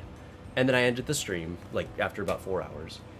And then I was drawing, and then something else fell off, and I'm like, dude, what the fuck? And I turned around, there's just a giant fucking rat just staring at me, sitting on top of my backpack. And I was so fucking confused. I'm like, how did it get in here? Usually if a rat gets into the room, it's because it came in through the front door, but obviously it didn't do that. I would have noticed that. So what had actually happened is I found out there was a big fucking hole in the wall. And it came in through there and didn't know how to get out. So after we managed to deal with the rat, I did not sleep that night. That was horrible. Because I kept trying to kill it, and it kept running away, but it couldn't get out of my room. So I ended up just staying awake all night staring at it and trying different ways to kill it. Eventually, I think what had happened is, overnight, I told my parents what happened when I got up in the morning. I went to sleep out in the living room. In that time, my parents were trying to kill the rat and left the door open. So they were trying to kill it, it got out, it escaped, went into the living room where I was. But it was while I was so dead tired, I was just sleeping through it. And then the living room, because we had a rat problem at the time, tons of rat traps, like, everywhere. So it just went into the living room and immediately died. Like, so... And then all that happened while I was, like, fast asleep right in front of it. So, that's how that went. But yeah, we have a cat these days in Mimi. So Mimi has actually just murderized every single rat in the area, which is good. Which also gets rid of our ant problem that we had, because whenever you have rats, you're more likely to get ants, because rats eat shit and then they move it around and leave it around under the house, and then ants find it, and then that leads the ants to getting in. That was a weird sound. It was Roxas.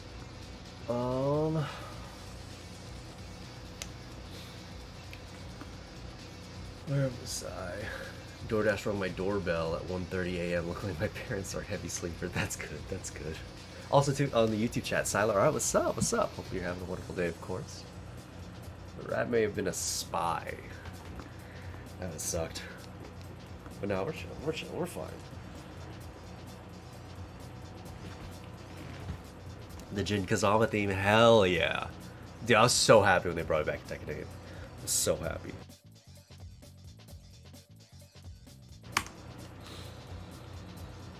Oh, dude, I am so tired. Oh my god. I don't know why I'm so tired. Oh, thanks very much to Rubber Ducky. Thanks very much for tuning in. Hopefully you are enjoying your day. And hopefully we get some good stuff out there and in front of you. Pain, I'm back. What's up? What's up? What ails you? What brings you pain?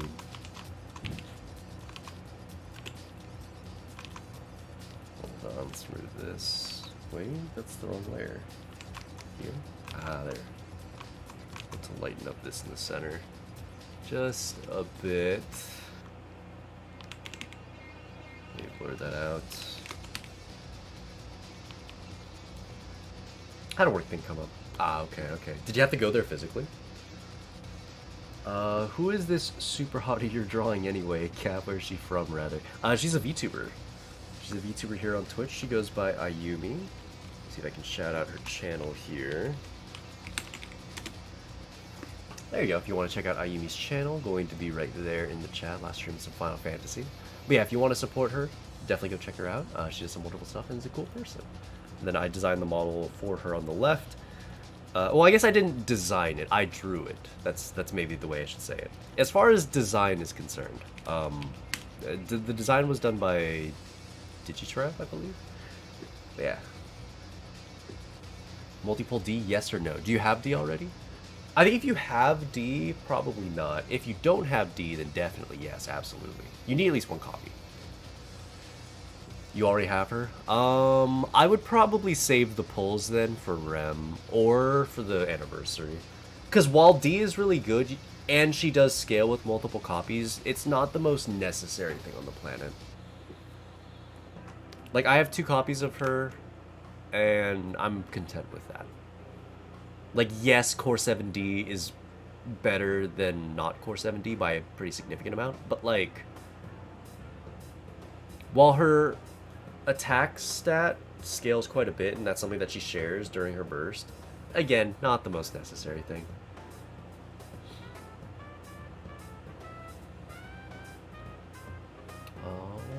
Plus, there are characters in this next upcoming collab, like Rem, that scale a fuck ton with more copies. So you might want multiple copies of Rem, or whoever the pilgrim is that we're getting like a month from now. You might want to save for them as well.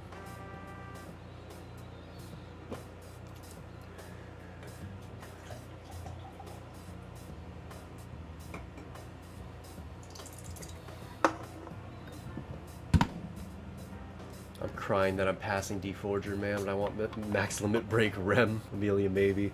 Yeah, I'll definitely get 1 copy of Amelia and probably Max Limit Break Rem. If not, you know, potentially more copies. We'll see. I don't think I'll have the money for more, but we'll figure it out.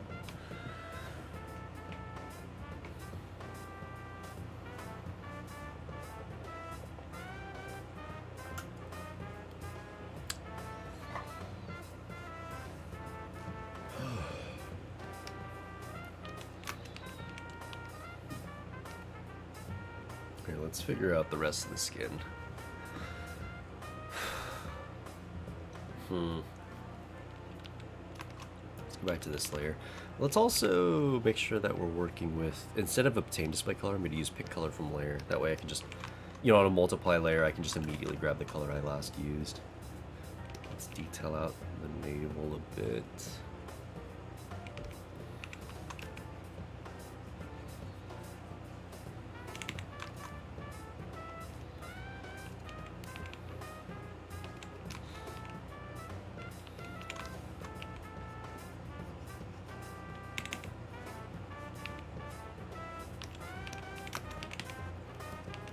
Do you think they'll fall off like some the other collabs? I haven't had a chance to read their kits through and through. I've seen the framework and I've technically read the kits, but I haven't looked at the numbers that much other than Rem's kit looked really fucking good.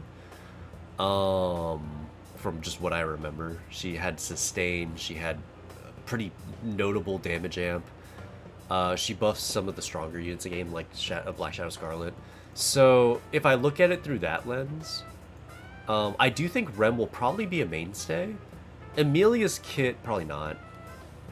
Now, mind you, again, I didn't read the numbers. I don't know how she's going to scale or anything. I know that she pairs really, really well with Rem. They're kind of like... They kind of have a relation similar to the duo units without, you know, an explicit system for it. But Amelia's kit doesn't work without Rem. But Rem's kit works well without Amelia, which is the same as every other duo unit. Naga works really well without Tia, but Tia is useless without Naga. Who else? Blanc and Noir. Blanc is useless without Noir, but Noir is really good without Blanc. That kind of angle. I just knew the stomach render was going to go extra hard. I'm going to do my best. We will see. I do think the lighting scenario is making it a little bit harder to make it look nice and picturesque, but I'm trying. Trying my best.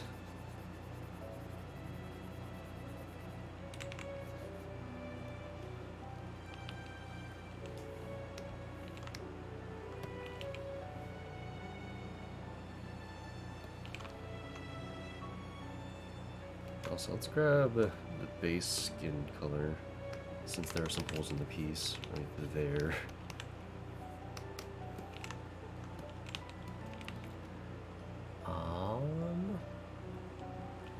Yeah. As far as falling off and everything, we will see.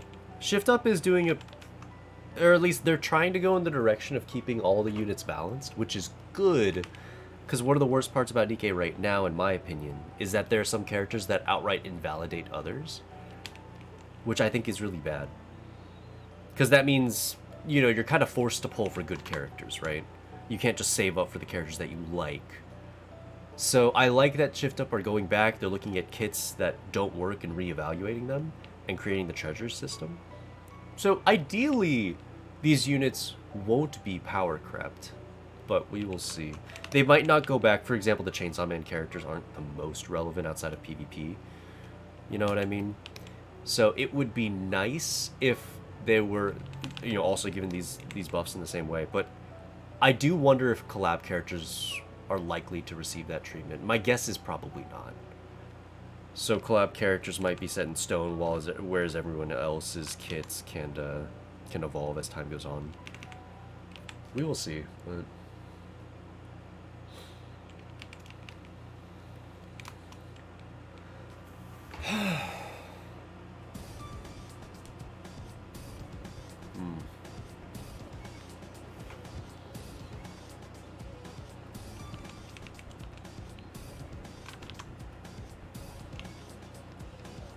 my render here isn't the cleanest.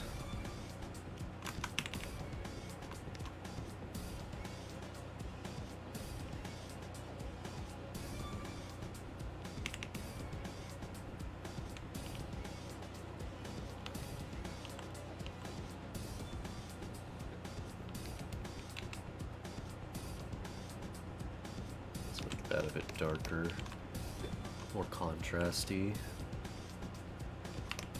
Maybe lighten up the inside a bit.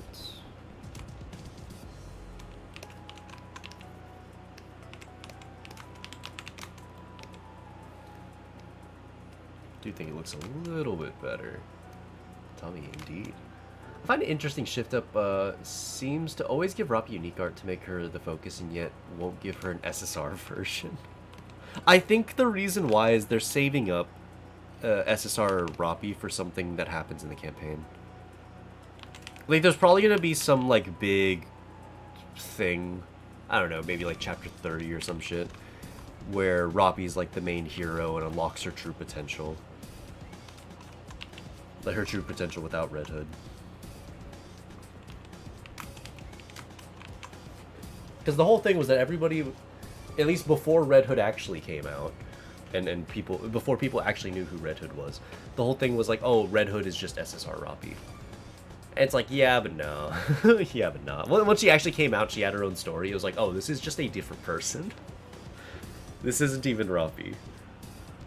So I feel like that kind of took a lot of the winds out of people, or a lot of wind out of people's sails.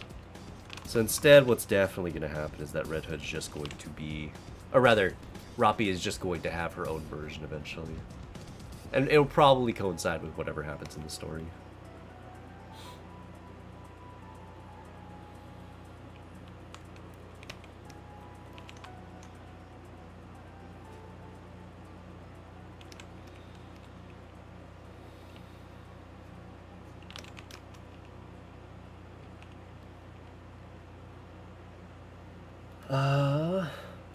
When they finally do, my god, I'm core maxing her. They 100% will. I just wonder when that will be. Maybe for like the 2-year anniversary. I can't think of who else would actually receive that same sort of treatment. And given that they did Red Hood for the first one, who knows? Maybe it's Roppy's turn.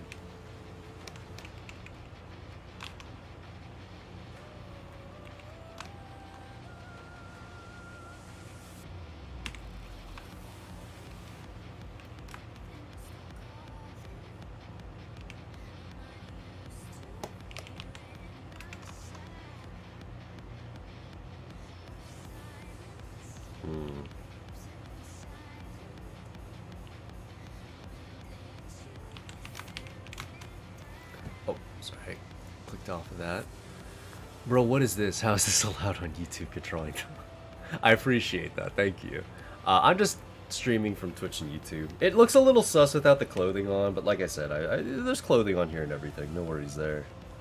It's just, whenever I'm drawing this part of the piece, I like to draw it with the white showing through. That way I'm not too distracted by the flat colors. I can just kind of focus on what we're actually working on, you know?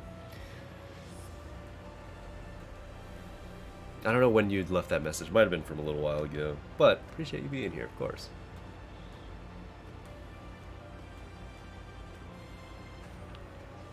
I'm crying that I'm passing default. Oh, already read that. We're good. Yeah, looks like we're all right.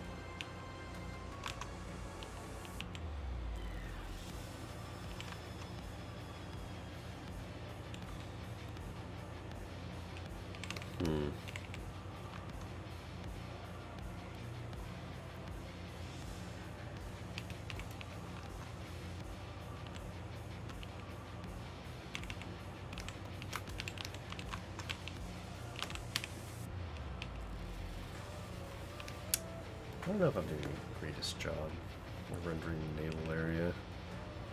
Maybe... Part of me does kind of want to remove this outline and see if that changes things. Kind of a minor change, but... We'll see. Let's remove this. And then instead define that area via the render more than, say, the outlining. Grab whatever color we're using here. Oh, the wrong layer.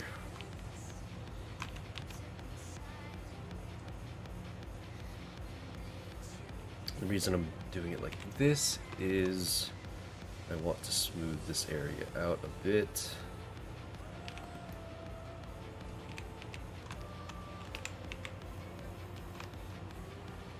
Okay.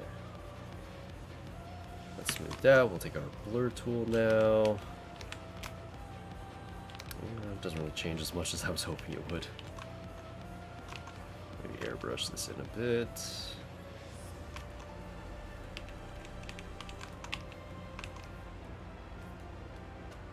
Maybe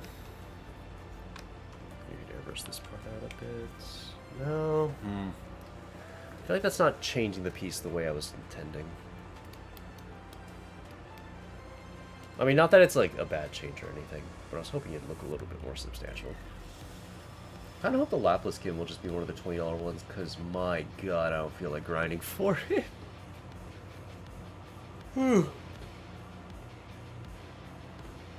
Grinding for it, how so? Oh, unless you mean like...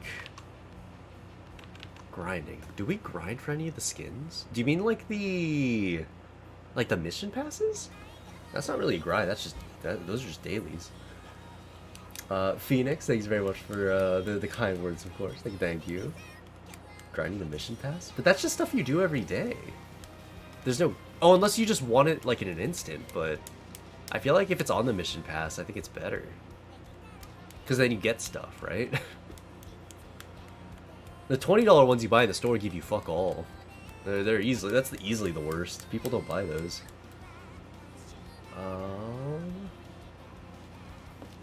So yeah, I don't know. I don't know if I agree with you there.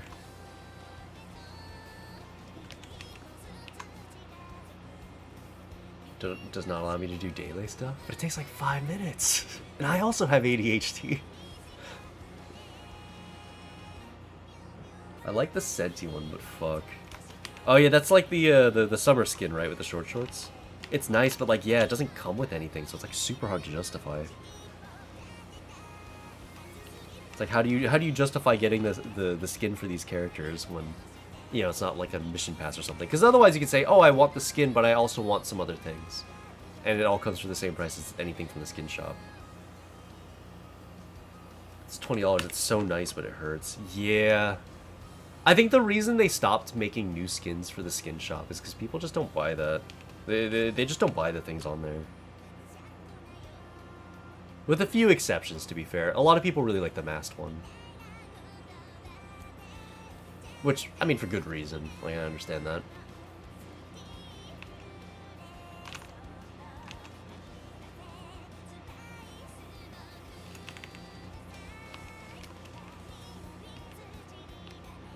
Let's go back to this area.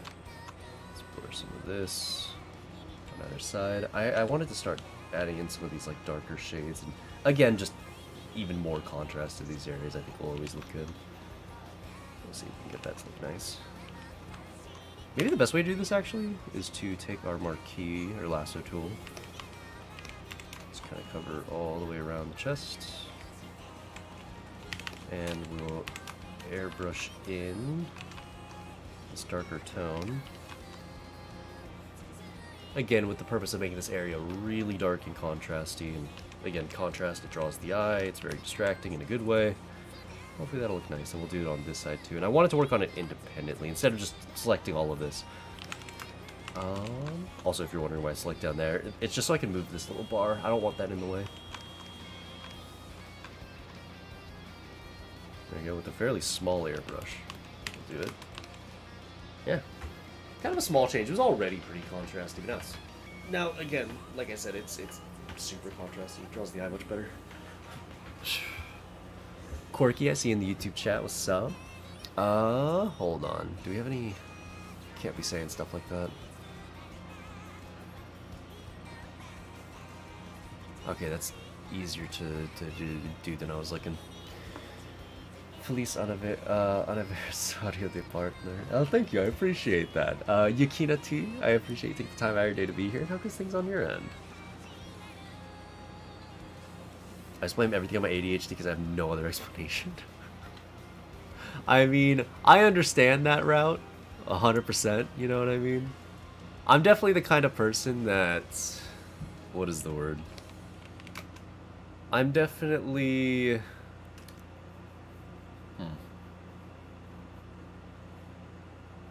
What am I trying to say? Apologies. Shoot. Oh, I was trying to look over for context on my YouTube chat. For some reason, or my Twitch chat, sorry. But then my Twitch chat scrolled up on its own.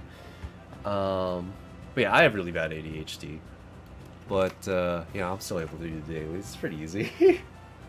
The only hard thing is doing the advice. That's it. Other than that, I feel like you should do your dailies for the gems, you know?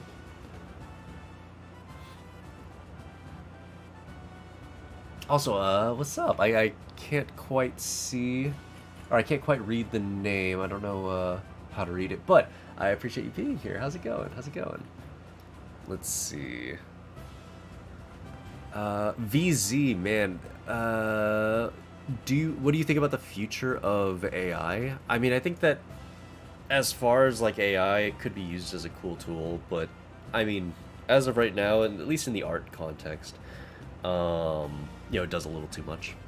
So I would definitely prefer if, what is the word? I would definitely prefer if the tools that AI provides were a little bit more restrictive, where they could use solely to help people as opposed to taking their jobs, you know? But I mean, as far as if we're just looking at AI in the broader context of like the world, I think it could be really useful in the medical field for being able to diagnose people with things that might not have been caught by a doctor. You know, people put in their symptoms and then it gives them a whole array of things they might have and then kind of shows them what to look for each circumstance. I think that AI could be used really well in those cases. So yeah, I mean, it depends on what field we're talking about. But in the art field, I'd like for it to be toned down a bit. Not that I think it's happening, but it would be nice.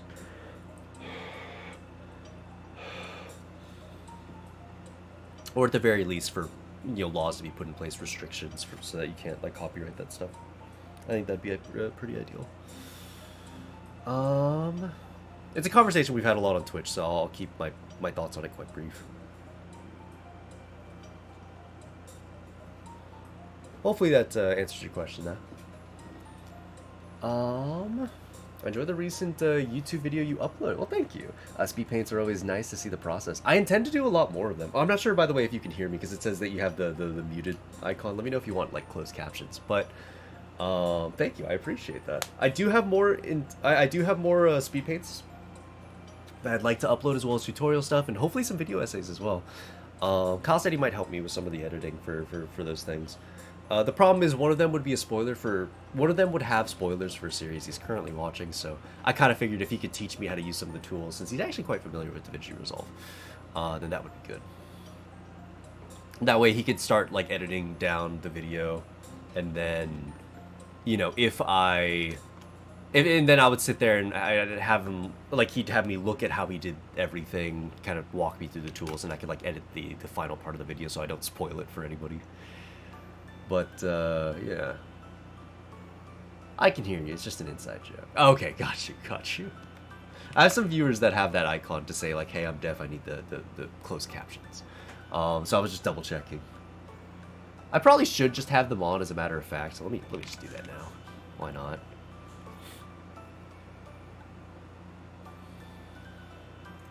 There we go. So they should be working now. I feel like that muted icon just never works. It is interesting. I have no idea. You must have to set it like manually, right? Excited to see more videos from you then. I'm gonna do my best. We will see. The speed paint did. Let's see. How is it doing right now? We're at 212 views. So it's doing, I mean, okay. I think it's doing about as well as my old speed paints did. The old speed paints, if you look now, have thousands of views, but like, that's because they've been up for such a long time. And I remember when I released them, they got like 50 views to start, not much more. So I think it's about on par. I would have liked for more, but I mean, it's hard to ask for that, right? So other than that, I want to do, like, other than more speed paints, I just want to do more substantial content as well in terms of art tutorials, in terms of video essays and stuff like that. Because I think there's a lot that I could talk about that I think would be fun too. And as far as like not keeping my channel too specialized, I think that would be a good direction to go in.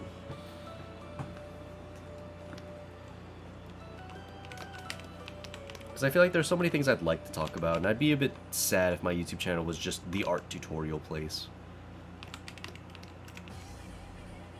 Because as much as art tutorials are cool and they clearly get views, I just think it would be more fun to talk about things I enjoy.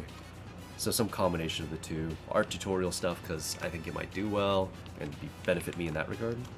And video essay stuff, since I like talking about things. I do it on stream already, so, you know, it's not too big of an ask or too tall of an ask. Spot, I see you in the YouTube chat. What's up? What's up? Code Draw as well. Thanks very much for tuning in. Thanks very much for the kind words. I appreciate that. Love to watch that. I've got some ideas. Oh, let me turn off the air conditioner so I can get the cold.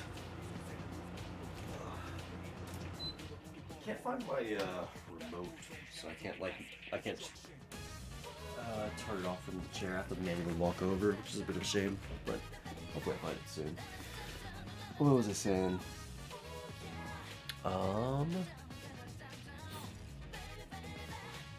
Oh, right, as far as the YouTube video stuff that I have planned, I've got some ideas. Like, I want to do a Mushoku Tensei video.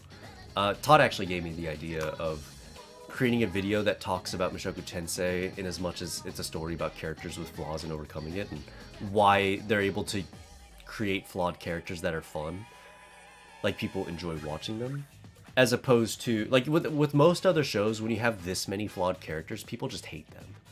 So it's like a fine balancing, or it's a fine tightrope to walk, I guess you could say. A fine line to toe.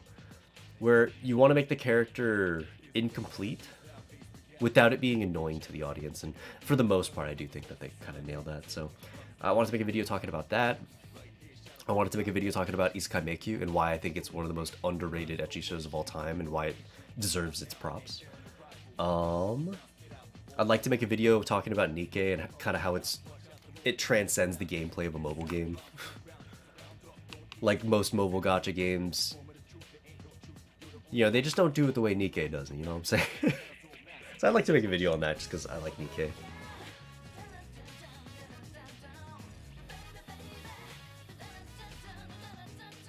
According to the closed captions. I mean, that's fair. A different language, I can't expect too much, right?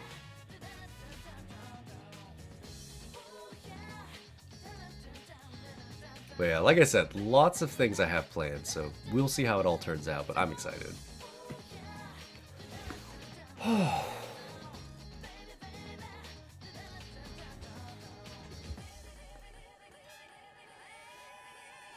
Let's see. Oh, I see a link, by the way, from Afro Ninja King. I totally missed that. Cap. Hello. Ooh, this is nice. Who's this character again? It's Senran Kagura. That's what I thought. I kind of saw the art style and I wasn't entirely certain. Dude, the bunny girl outfits always go so hard. That's, yeah, I mean, it works in both contexts. I didn't mean it in that way, but it does work. Yeah, very nice. It's the same company that always does all of these, right? I see that the... Which company did it? Freeing? Freeing always does the bunny outfits, right? Yeah, okay, I clicked on it and just all the bunny outfits ever, just right here. Makes sense. But yeah, their figurines always look great.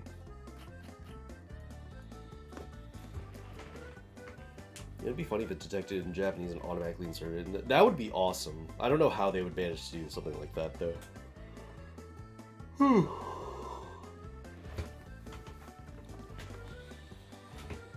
Most bunnies are boring as fuck, but this bunny is great. You think so? I always like the bunny girl designs. I think they're nice. Is Isekai Make You anime adaptation good? Would like to check it out. Yes, it's very good. It has a very low rating on like my anime list if you go check it. And I feel like a lot of people are going to look at that and they're going to say, oh, it must be bad and never check it out. The anime is legitimately good. It is not as good as the manga, but it's good. It's its own take and it does some really cool original stuff. It also has some really odd choices. Like, they took a side story, like a non-canon side story from the web novel, the original one, and adapted it. And it's very strange. I can't really think of a reason as to why they would do... Or, okay, I can think of a reason. The reason is that they wanted to show off the entire harem. It's called Harem in the Labyrinth of Another World. Of course, you'd want to show people this show has a harem in it, even though if you know the manga, if you know the show, there is no harem in Season 1. Hell, if you read the manga, there's only 2 people in this harem, as of so far, right? So... you know, they wanted to assure people like, oh, this is a harem, it is coming. It's just it's a slow crawl to get there, right?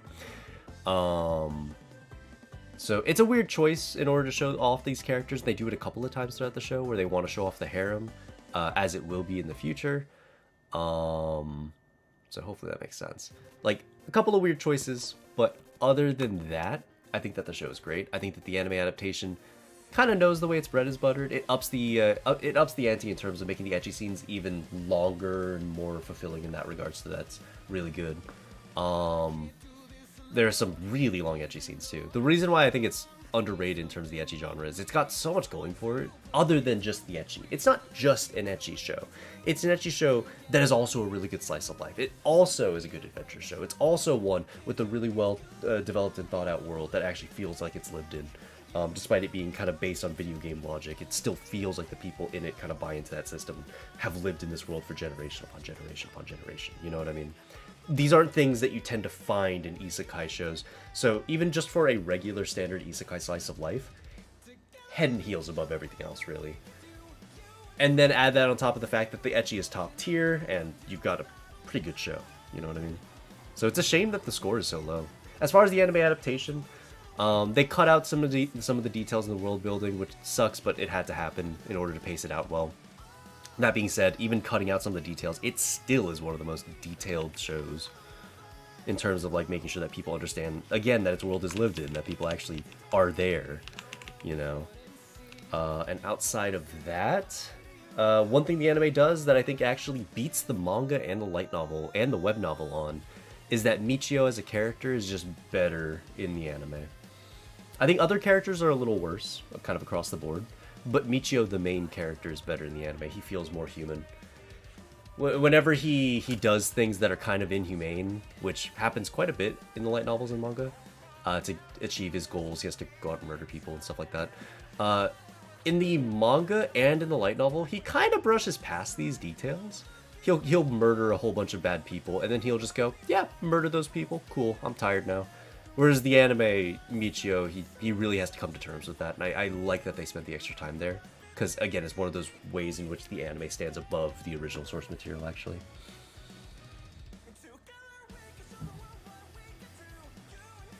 Thinking about that manga a bit more actually makes sense in the manga. Or it actually makes more sense in the manga for me. Oh, for him to be like a psycho? I mean, it's fair. It just makes him feel kind of... He feels like a psychopath in the manga. Not that he can't be a psychopath and still be a good person or anything. It feels like he just doesn't give a fuck about other people, is the way it comes off as. Like, it's very, like, he feels a little too detached. Hashtag not all psychopaths. The thing is, you can be a psychopath and be a perfectly fine person. There's, like, it just means you have a hard time empathizing with other people. One of the things that, because they're, if you don't know the stat, it's something like 1 in 100 people are psychopaths. But you don't see 1 out of 100 people going out and murdering people. You know what I mean? Because, like, why would you? Like, yeah, you might lack empathy for other people or the ability to put yourself in their shoes. But that doesn't make you a bad person. So based. I mean, that's just kind of the way that it goes, though. Like, you can be a sociopath, you can be a psychopath. That doesn't have to make you a bad person. It's what you do that may or may not classify you as a good or bad person.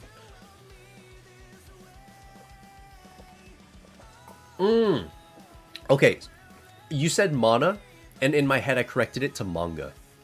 You actually literally meant mana. Okay, no, that let me see what you mean then. Not psycho, it's more mana being the equivalent to moon, sort of. Okay, yeah. Sorry. I read that and I thought you were talking about manga, because I didn't understand you meant mana in the sense that you've written it, if that makes any sense. The anime version being low just lowers your mood, they're completely separate. Well, they're both kind of similar in that regard. Or rather, not similar. The manga is just more detailed in how the mana affects Michio. You do see it in the anime, it's portrayed pretty well, though. But yeah, the way that mana is portrayed in, well, both really, I really enjoy. It's my favorite take on mana in a light novel isekai type series, because usually what happens is it's just energy, it's just arbitrary energy, right? So how do you feel you're low on mana? Well, are you winded? Are you finding it hard to breathe and stand up? Ah, you must be out of manga or mana. Shit, you must be out of mana. Well, you go get more mana. Go get more mana. Right? So, I mean, that's one way to do it, and it's fine. It works. Like, you don't have a bar that you can look at. You need to intuit this stuff out. So, as a system like that, it works. But I really like Isekai Veiki's take, where it not only makes you tired, but it also fucks with your mood. Like, it is not just, oh, I'm tired now. It's, oh, I'm tired now, fuck this shit. You know what I mean? It's so good. It's so good. Where he's just like, as he's firing off fireballs and killing people in the killing not people but monsters in the dungeon, he'll fire off a fireball. He's like, yeah, we're doing really well. Fire off another one. God, it really takes a lot of fireballs to kill these guys, huh? Fireball.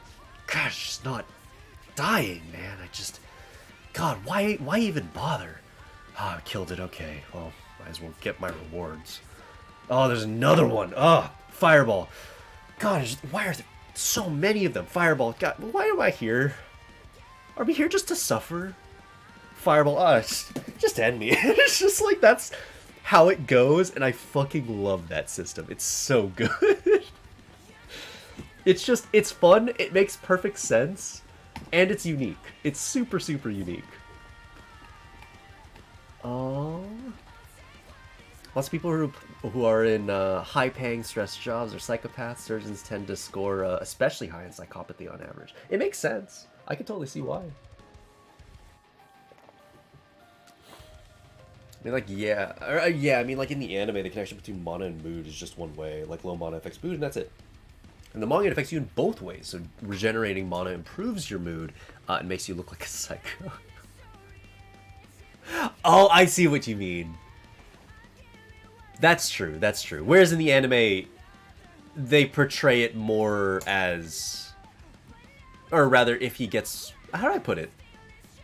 Honestly, I do just think in the anime, he's just a nicer person. Because in the manga, he actually doesn't care. I don't think it's... I mean, I see what you're saying, right? Where he regenerates and then he starts, like, going, phew, thank God I murdered all those people and regained my mana. Now I can go back and have sex with Roxanne or something, right? That's kind of how he is in the manga. Whereas in the anime, he's like, God, I killed all those people. No, these are negative thoughts. I must be low on mana. And he is low on mana. He is genuinely low on mana. So he goes to the dungeon. He's like, oh, fuck, going to the dungeon made me feel like shit. He kills a monster, and then he kills it. And he's, like, not tired anymore. He's like, oh, that's good. But he still doesn't feel good about himself. And he realizes it's, you know, because he might have slaughtered 50 odd people for the sake of making a quick buck. And he's just like, holy shit, I killed those. Oh Jesus, oh god. You know what? He feels more human. Whereas what the implication in the manga is, the way that I read it at least, is that he killed those people and actually didn't give a shit. He didn't give two fucks about it. And then when he goes to the dungeon, like, he thought he gave a fuck about it because his mood was down on the on account of low mana, right? But when he killed the creatures in the dungeon and got his mana back, he was like, oh, thank God, I wasn't actually feeling guilt. Oh, whew, imagine. That's kind of how it goes. Mania, like in Final Fantasy? I don't know much about Final Fantasy in terms of its magic systems or anything, so maybe? I'm just talking about mana in Isekai Meikyu, which is one of my favorite anime of all time. I want to make a video talking about why I like the manga and anime so much. But one thing I love about those shows is that the mana system not only makes you tired when you expend it as a way of knowing like how much mana you have, but it also kind of fucks with your mood. You know what I mean? You could fire off a spell, then suddenly you're questioning why you're even trying in life. You know what I mean? And you just go full existential, and I love that about it. It's just a more creative way of portraying mana and the effect of like draining mana in a isekai story. I only know that from you, so maybe I read that wrong, but the MP affecting mood in both ways is cool. So it does that in both the anime and the manga. The only difference in the scene that I'm referring to is that in the manga, he kills the thing in the dungeon and then he feels better. Like, as far as he doesn't care that he's murdered a whole bunch of people. Whereas in the anime, they show it all the time. Like, he feels like shit. He's mentally kind of like unstable, and then he gets his mana back, and he's now mentally stable, and he feels better. He's not tired. But he still is coming to terms with the fact that he murdered people. So, you know, he just comes across as a more sympathetic person. Post-spell clarity. So yeah, it's portrayed the same way in both media, right? It's more the case that the anime changed Michio as a character. Like, the Michio in the anime is just a fundamentally better human being that's more empathetic. Whereas the one in the manga, he's very selfish. Like, he doesn't care about the people around him. He'd willingly murder them if it made his life easier. Whereas the one in the anime, it feels like that's the last thing he will do. Like, he will do it only as like a final sort of like, I have no other hope but to do this. So very different characters. And like I said, I think I like the anime adaptation version of him more. I think all the other characters are better in the manga, but I think Michio's better in the anime. Sounds like manga mana affects all mood, while in the anime it only clears the negative effects of low mana. Wait, let me see. No, it sounds like in the manga, mana affects all mood. On the anime, it only clears the negative effect. You could... Oh, I see how you're getting at it like that, and that's possible. It could just be the case that, like, because he's at max mana, he just feels incredible all the time, no matter what he's doing. So I could see that as an angle.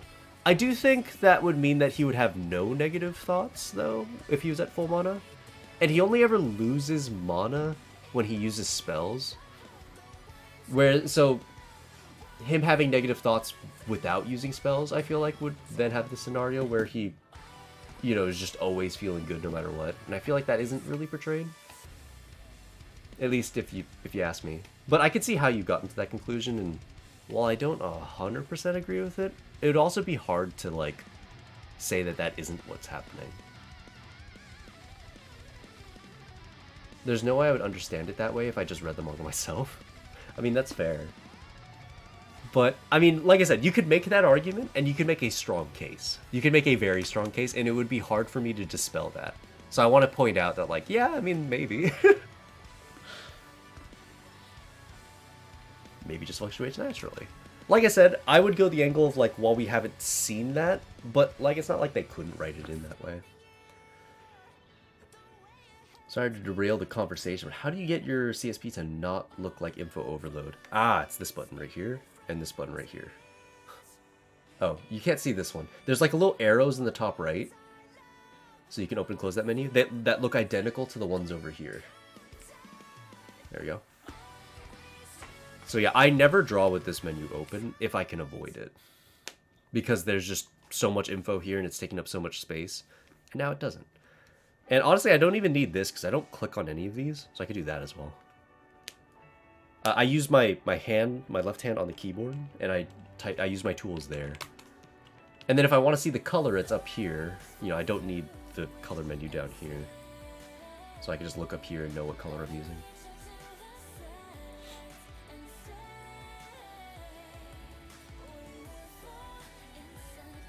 Might Be Universe, what's up? What's up, bro? What's up, dude? How's it going? It's been a bit. Hopefully life's been treating you nicely. Instead you have a drawing on the left, which takes up more space than the entire menu. A little bit, yeah. Honestly, I don't need the drawing on the left up either, but it's kind of nice to look back to it as a reference and see like, oh, okay, this is gonna go here and I should do something like this. It's not super necessary right now, other than it's kind of a nice little look at what my art looks like when I'm not in the process of making it, I guess.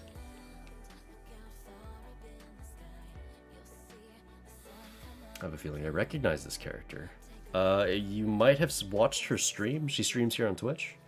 She goes by the name Ayumi. Red Fiore, how's it going? I can drop a shout out to Ayumi, of course. Shout outs to Ayumi. She's the character that, or she is the person that I am drawing at the moment. If you want to check out her Twitch stream, it's gonna be right there in the chat.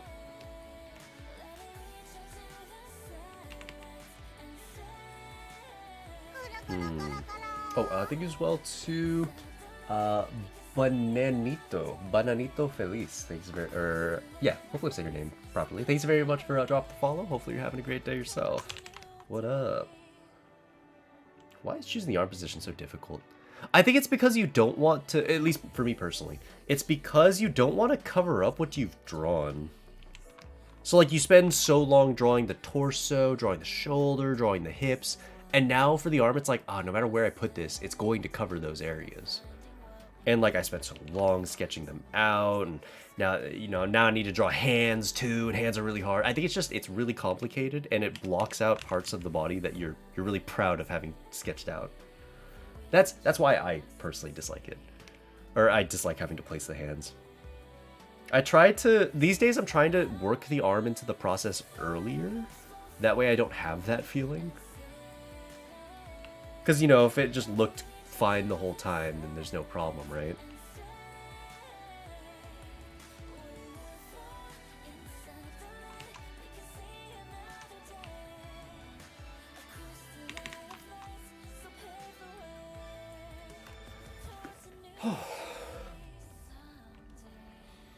Personally, I really like how my torsos turn out. Now I need to hide. So now I need to hide the arms. It's so annoying. Yeah, I feel that.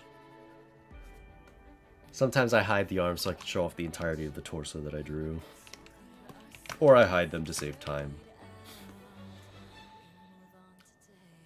It's also just that I have no idea what I want for the arms. It always looks awkward. Yeah, I get that too. If you want a good way around that, I would say that if you... How do I put it? Come up with something for the character to do first. Like, instead of drawing a character for the sake of drawing them and then figuring out what they're doing, draw them with the intention of, like, she's taking a selfie. She is posing for a picture. She is showing off her swimsuit. She is adjusting her hair. If you come up with something to do, that issue goes away. It's easier said than done. Oh, 100% I agree. I'm just saying, like, in general, that the issue of, like, where do I put the arms, what do I have them do? It's easier if you start with them and then go on to the rest. Like, fill the rest of the character after you've come up with the idea. Like, instead of, oh, I want to draw this character, go, I want to draw this character doing this thing. Again, hard to do, and I understand. I struggle with it as well. I do agree when I have the action, it's way easier to do for sure. Yeah. Eating a sandwich, putting on a shoe, falling into a dunk tank because someone threw a ball at the target. I like that one. I like that one a lot. As options for goals to place hands. That's good, that's good. I like it. This is why armpits became popular. Artists wanted arms out of the way. Yeah, makes sense. I can see it. Or they just want to draw armpits, you know.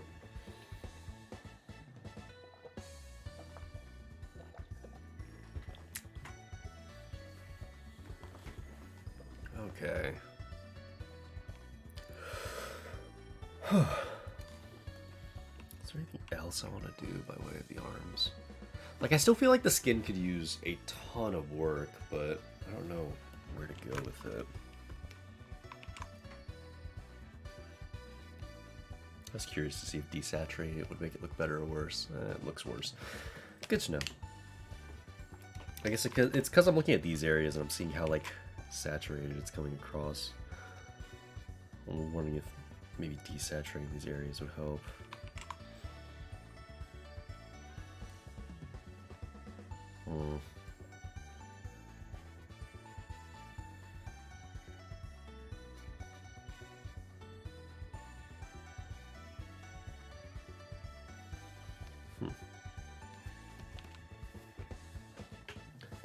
Now draw her doing her taxes.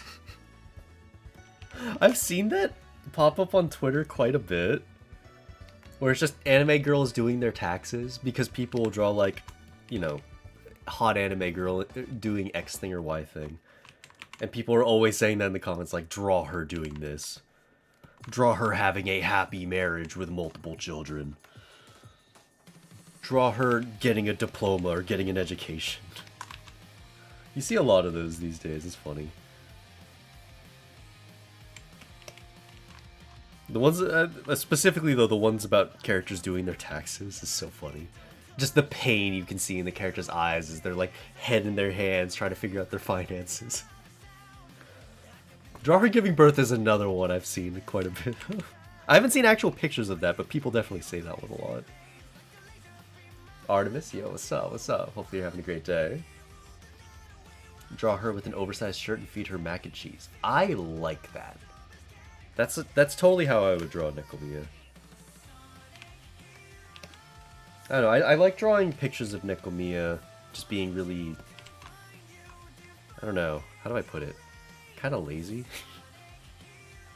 Not that I think of her as a lazy character, but more the case that, like, I enjoy drawing her on a lazy day. Where she's just kind of like... You know, for example, I have the One Piece. Let me see if I can pull it up on stream. It's one of my favorite pieces I've ever drawn of Nekomiya. Where is it? This one? I literally called it Nekomiya Lazy. It's just a lazy day where she's just like in bed playing on her Switch, drinking tons of soda, eating Takis. Like, this is one of my favorite pieces of her for that. Because it's just like, I don't know. I think it's a fun side of each character, if that makes any sense. I want to do another one like this where it's just Nekomiya being lazy.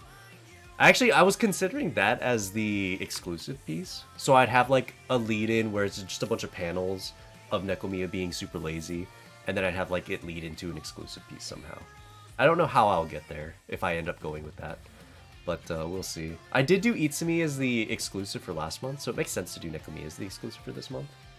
We'll see. Just being herself.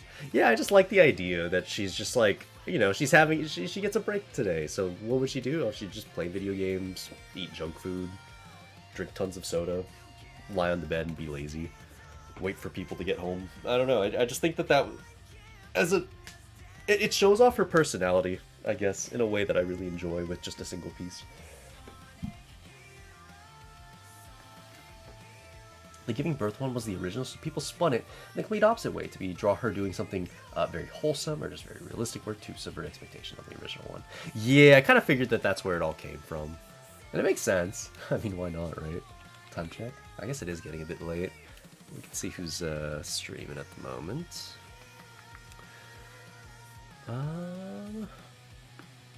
Let's see.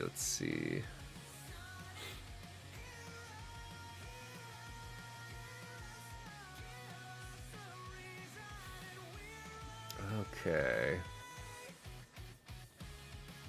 I think I got a place to send you guys to. So when you get there, I would appreciate, of course, if you were to drop follows, say hello, and be the kind and inviting people I would always expect.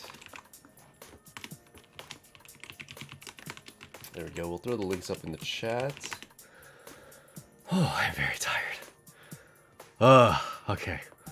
Let's open up YouTube chat real quick. There we go. But yeah, social media links in the chat, Twitter, Pixiv, Instagram. If you have an account on one of those websites, I'd greatly appreciate any support that comes my way. As far as YouTube, it should be in the description, so no worries there. Merch store, if you want to pick up any boob mask pads, posters, or stickers, I would greatly appreciate that as well.